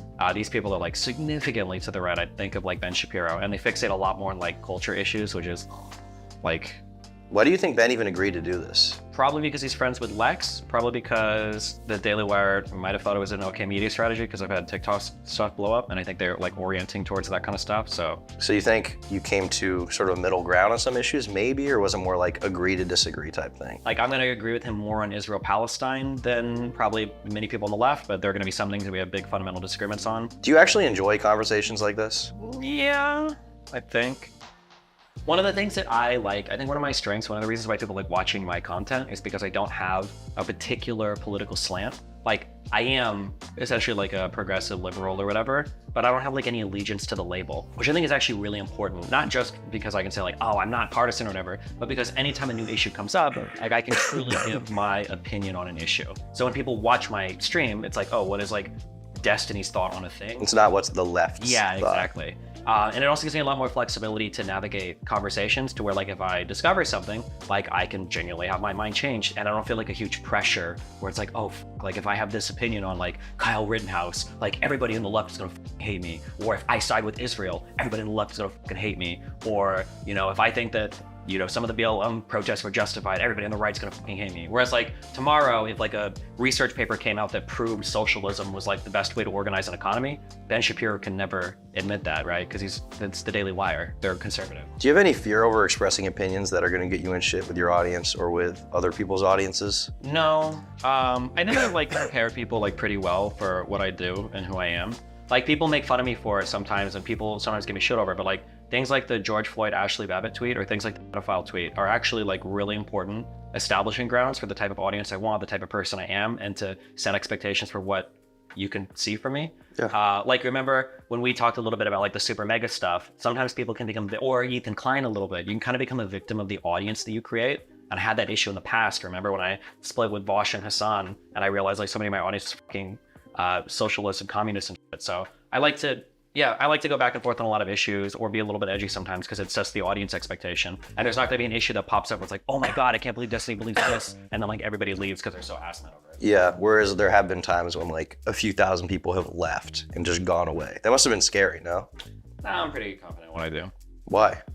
I don't know. Like even when that happened with Hassan and Vosh, I'd been a streamer for what, 7 years? Like the average lifespan in online content creation, like at its doing well, is like what, like 2 to 3 years, maybe 3 to 5. So I feel like I'd lasted long enough. The scariest part of my career was switching from Starcraft to League of Legends, because that was like, I'd never done a big dip like that before. But past that, I think it'd be nice. Do you put any thought into like curating your public image to be a little different or a little like, I don't know, more clean, or like trying to be optical in regards to like how you're perceived? Because I imagine making comments like, you know, what you say on Twitter might affect your ability to talk to someone like Ben Shapiro. In fact, I'm surprised it hasn't become an issue sooner. Like there are gonna be issues with it. There might be some people that I can never talk to. Like maybe I never get a handshake with Biden in a picture with them. But I think as long as your ideas are popular enough, you get enough viewership, your content's good enough. I think I've got access to almost everything I want access to. Like I'll never be a mainstream media clean figure, but oh my God, like the exhaustion of like curating my image to conform to that, I don't think I would enjoy it. Whereas like I super enjoy all of this. Like you see me like giggle like a fucking retard, like tweeting at dinner and shit, like that's fun for me. And I enjoy it and I like make money off of it. Like it's like a dream job. Yeah. Why would I try to like contort myself, what, like 7 figures a month or a year, like isn't enough money, or like this many YouTube subs isn't enough like attention, or like the talking to people, so like talking to Ben Shapiro's not enough, I need to talk to the president. Like, yeah, I don't know. I feel like sometimes people get so obsessed with like trying to grow or get bigger that like people will be making like really good money or really good popularity and then they throw it all away, like becoming miserable at their job. Why the fuck would you do that? Well, I guess if your goal is political effectiveness, aren't there benefits to cucking? I think a little bit, yeah. But I think it's important that you recognize what your strengths are. I think I'm pretty smart. I think I'm pretty smart. I think I can research really well. I don't think I'm anywhere near the best at that. Not even close. There's gonna be kids that can Ben Shapiro people come out of like Harvard or Yale or whatever. There's gonna be kids that are way better than that. But I think I'm pretty funny. I think I can be really edgy. I think I can be really personable. I think I can argue on the fly really well. And I can do all the research stuff too. I think that the combination of those traits, I think that's something that I do, not to jerk myself, but like one of the best in the world, I think, at that. This is like what I excel in. So why would I try to take away from some of the edginess and the humor and the fun and that to try to like put more points into being like a more family-friendly type person? Like it just doesn't make any sense. Like that's not what I excel in. Why would I try that, you know? Yeah, and I guess ultimately if you did that, eventually you'd probably slip up, because who you truly are is this. And if you try to be someone else, eventually you'll probably slip up. Eventually we'll get out. Eventually you will have one of these like mass audience. Potentially, yeah. There's pros and cons to everything. Like, yeah, there's pros and cons to everything. I just had a conversation with another large content creator today talking about that, because a lot of people look at my life, for instance, and they're like, it must be so hard to be like so public about everything you do and everything you are, and like the Melina, the divorce, and people making videos. And there's an element of truth to that. Like it is hard, but there are also so many parts of my life that are so unbelievably easy. I never have to worry about anything leaking. I never have to worry about somebody doing like an expose on me. I never have to worry about any of this, because like all of it is like pretty public. And it's like, what are you gonna expose? Like everybody knows everything about me. Well, you say you don't worry, but you put a lot of prep time into like the Keffels Manifesto or the Bob7 Manifesto. So regardless of like not worrying, like that takes a considerable amount of time to get that stuff together and be able to like show the audience like how you feel about it. Yeah, so clearly there is some cautiousness around how you handle that kind of stuff. Well, yeah, I mean, like the presentation and the argument, we had a talk with this. I don't know if he had the camera on, but like when you go to do public statements and stuff, sometimes like the timing and the message is more important than any of the underlying facts. So yeah, getting that together is important. But what I'm saying is that like, there's never gonna be like a thing leaks from me and people are like, oh, he's that kind of person, right? I've never like raped anyone or did anything weird with a girl. Like I'm like pretty edgy. So like if a DM leaks and I'm telling like an edgy joke, like nobody's gonna be like, oh my God, like he said that word, like who the f cares? Like, you know, I got the NRT tweet, like that was a banger tweet. Yeah, so like I don't have to worry about like a true character reveal is basically what I mean. Okay. Like basically anything that ever leaks to me usually shows me being like more of a sucker than like I'm overpaying somebody or, you know, I'm being too nice. The interesting thing to me about this trip has been discovering, well, I guess I knew it, I don't know. I know you're a person, but like on stream, you come across like a very certain way. You're kind of an aggressive person. You're kind of a dick, and that's fun. That's the content. That is part of who you are. But also part of you is like, you're kind of a soft guy. I don't know. You're kind of a nice guy. No, that's gonna be cut. You are. I'll cut your. Like when I read that book on your shelf, like you're that, like. I make that shit up. I bring girls over and I have them read that so that they. You're a nice guy. Or underage. You are a nice guy. You overpay people. For your friends, you do a lot for them. Currency conversion. For your kid, you pay for everything for him and his mom, despite whatever adverse relationship you have. I try my best. I think I do a better job than most, but I'm far from perfect. Well, nobody's ever perfect, but you probably do better than the average, like family-friendly, like openly clean, nice streamer who behind the scenes might not be that way. Maybe. You know? But the YouTube world and the streaming world is the bar is in hell for these people, so. Yeah. Well, There's a lot of shitty, horrible influencer type people. There's a lot of shitty people, but I also think a lot of it is overblown because we hear about the worst ones the most. Like, we're overexposed to that. There's a lot of people who are probably perfectly nice who just aren't engaged in like drama shit all the time. We're hyper aware of the drama because we exist in like the most parasocial, the most drama focused. Like, I'm a drama channel. That's my thing. You are like not a drama channel, but you have drama with people. You have drama with other big streamers. Sure. And when drama goes down, like with Pokey and Fed or whatever, you're covering it. You're going deep into it. And even on your stream, you're personally having follow-ups with people that you know or knew or do content with. So you're like hyper exposed to those kinds of people. People are complicated, but the average person is probably at least trying to be a good person, I think. Sure. I would like to think. Yeah. You agree? Usually. I think that it sounds so cliche and we're so cringe like big micro subs, but I do think that sometimes fame and money can change people a lot. Where once they start to get a taste of the fame or a taste of like social media clout or whatever, it really changes the way they interact with other people and engage with the world. But maybe that's not everybody, I don't know. You probably engage with the circles that we run in that are like way different too, so. A little bit. I don't run in that many circles. Yeah, the commentary circle. That doesn't really Didn't we exist. just watch a video of me talking to like 20 other commentary channel people and you popped in like 2 years ago? You popped in to tell a meme or something, right? I think I just called you, I think it was just like, are you a cuck or something like that? I don't think it was a cuck meme. I think it was something different. Maybe it was something because else. the cuck jokes didn't act. No, it's funny because nobody considered people in open relationships to be cucks until the red pill shit started, which got really popular like 2 years ago with like the Tates or whatever. Yeah. So yeah, I don't remember what it was, but I'll try to find it. Yeah, we'll go over it. So then you can really cut me off. Absolutely. And maybe you signed an NDA for this entire week. Maybe. So I waste thousands of dollars on this trip. Based. But at least you got some good tactical firearms training. True, I did. Now I can come kill you. Have the divorce and all these falling outs changed how you view interpersonal relationships and the kinds of people you want to interact with going forward and how you're going to handle that? No, I'm always like learning a little bit better every day on how to set better boundaries, on how, like what distance to keep people from me. It'll be interesting managing these things without being in a relationship because it gives me a lot more freedom to manage everything on my own. Like it's hard when you're in a relationship because you've got to manage what you can handle and what your partner can handle. But now without having to worry about that, I have a lot more freedom and flexibility to navigate these things in whatever way optimizes for the content, you know? For the content? For the content. Like if Lav and Mr. Girl want to come over for a week, now I can be like, you know what? Fuck it, I got an extra room. Is that real? Like 20% real. So you would do a content house with them maybe for a little bit? Not a content house, but I'm saying like I might collab with some maybe crazier people if I think it could be good content. Because I can handle the engagements and the separation. Is your number one priority good, like funny drama content, or is it like political effectiveness? I think these things conflict sometimes. I think it just depends. Like I do a lot of different stuff on my channel and I like doing a lot of different stuff. Like I like that I had like the biggest videos covering like the Pokemon Fedmeister drama and the Miskip shit. And then I like that I'm like debating Cenk Uygur on like Israel-Palestine and Alex Jones and Ben Shapiro. Like I like doing a variety of stuff. It's super fun for me. It draws like a ton of different audiences. It keeps my content like fresh and invigorating. It keeps me relevant in terms of like everybody looking at me. It makes it so I'm not bored out of my fucking mind going over one thing every single fucking day. So yeah, I don't know. I like doing a variety of stuff. And drama is like fun and crazy. And I don't know, were you watching my streams during like the Lav and Mr. Girl arc? Yes. Those are some wild fucking streams. Those were like these are like top tier. They were excellent, but it's more like self-serving to you and your audience than like, I don't know, helping the broader scope of the political landscape and like. Yeah, that's true. If your number one goal is like, I think your number one goal is like probably political effectiveness. That's definitely a big one, yeah. There's Peter Singer is like one of the biggest like utilitarian philosopher writers. Peter who? Peter Singer. Okay. I think it's him. He wrote like a little, I don't even think it's a paper. He just wrote like a little article, I think, on having a cup of coffee as a utilitarian. And it's this idea that if you're a utilitarian, right, these are people who are supposed to maximize every action for the benefit of society, that every cup of coffee you drink is like 2 African children dying.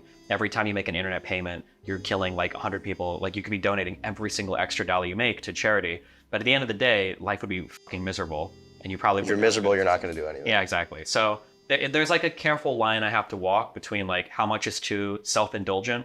Like if we started to do like 12 months of exclusively OnlyFans girls fighting people that are arguing about body count and pedophilia or some crazy shit, and then like no political content, that'd probably be bad. But if I did like 12 months of like what I just did for Israel-Palestine, where it's just like we're researching and reading every single day and that's all we're gonna do, I don't know if that would be as much fun either. So I try to get boring for you think? Yeah, I try to like walk a fine line between both. Is your number one goal in life through everything work? Would you be willing to sacrifice most of your personal relationships right now? If I had a button, one button says sacrifice all my personal relationships and friends, and one button says my job is gonna like 10x in the next year, like what would you press? I mean, that's a hard one because like so much of my job is like stuff that I enjoy doing and is integrated so much with like friendships and everything. So like I think I've even said this to you probably multiple times at this point, that if I worked at McDonald's, I would work at McDonald's, I would come home and I would jump on my computer and start like fighting on Twitter with people. Like that's just what I would do. And then I play video games. If I 10x work, I'm also getting massive enjoyment out of my personal life too. So I guess so kind of yes, but also it's hard to answer the question because a lot of my work relationships are integrated with my personal ones as well. You can't have one without the other.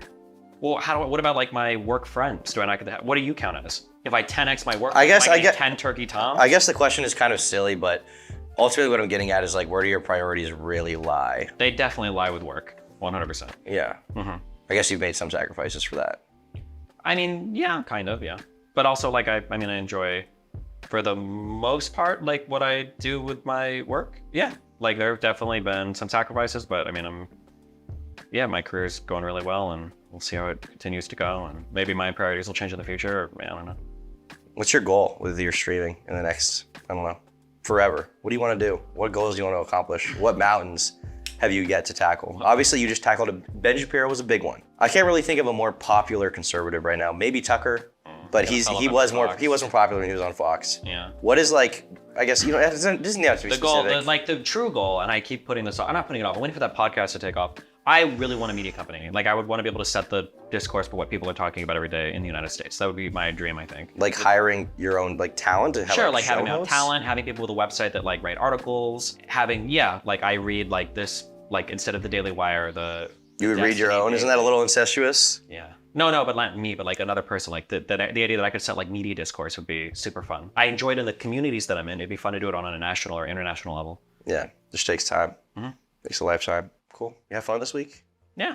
Did you have fun this week? Yeah, a lot of fun. Except getting sick. That kind of sucked, but yeah, well, we troopered through it. So. It happens. Yeah, got to suffer for swag a little bit. True. It happens. And we swagged out at Walmart. We swagged the fuck out. I accidentally left all of those clothes in the trunk of my rental. Oh my god. I'm the only one with the. Apart from I have the MLK one. Oh, okay. Which is the most important one. And I've got the Malcolm X one and the Shrek hoodie. So. You have the Shrek one? I'm so smart. You better wear that on stream. That'd be so fucking funny. Oh, gosh.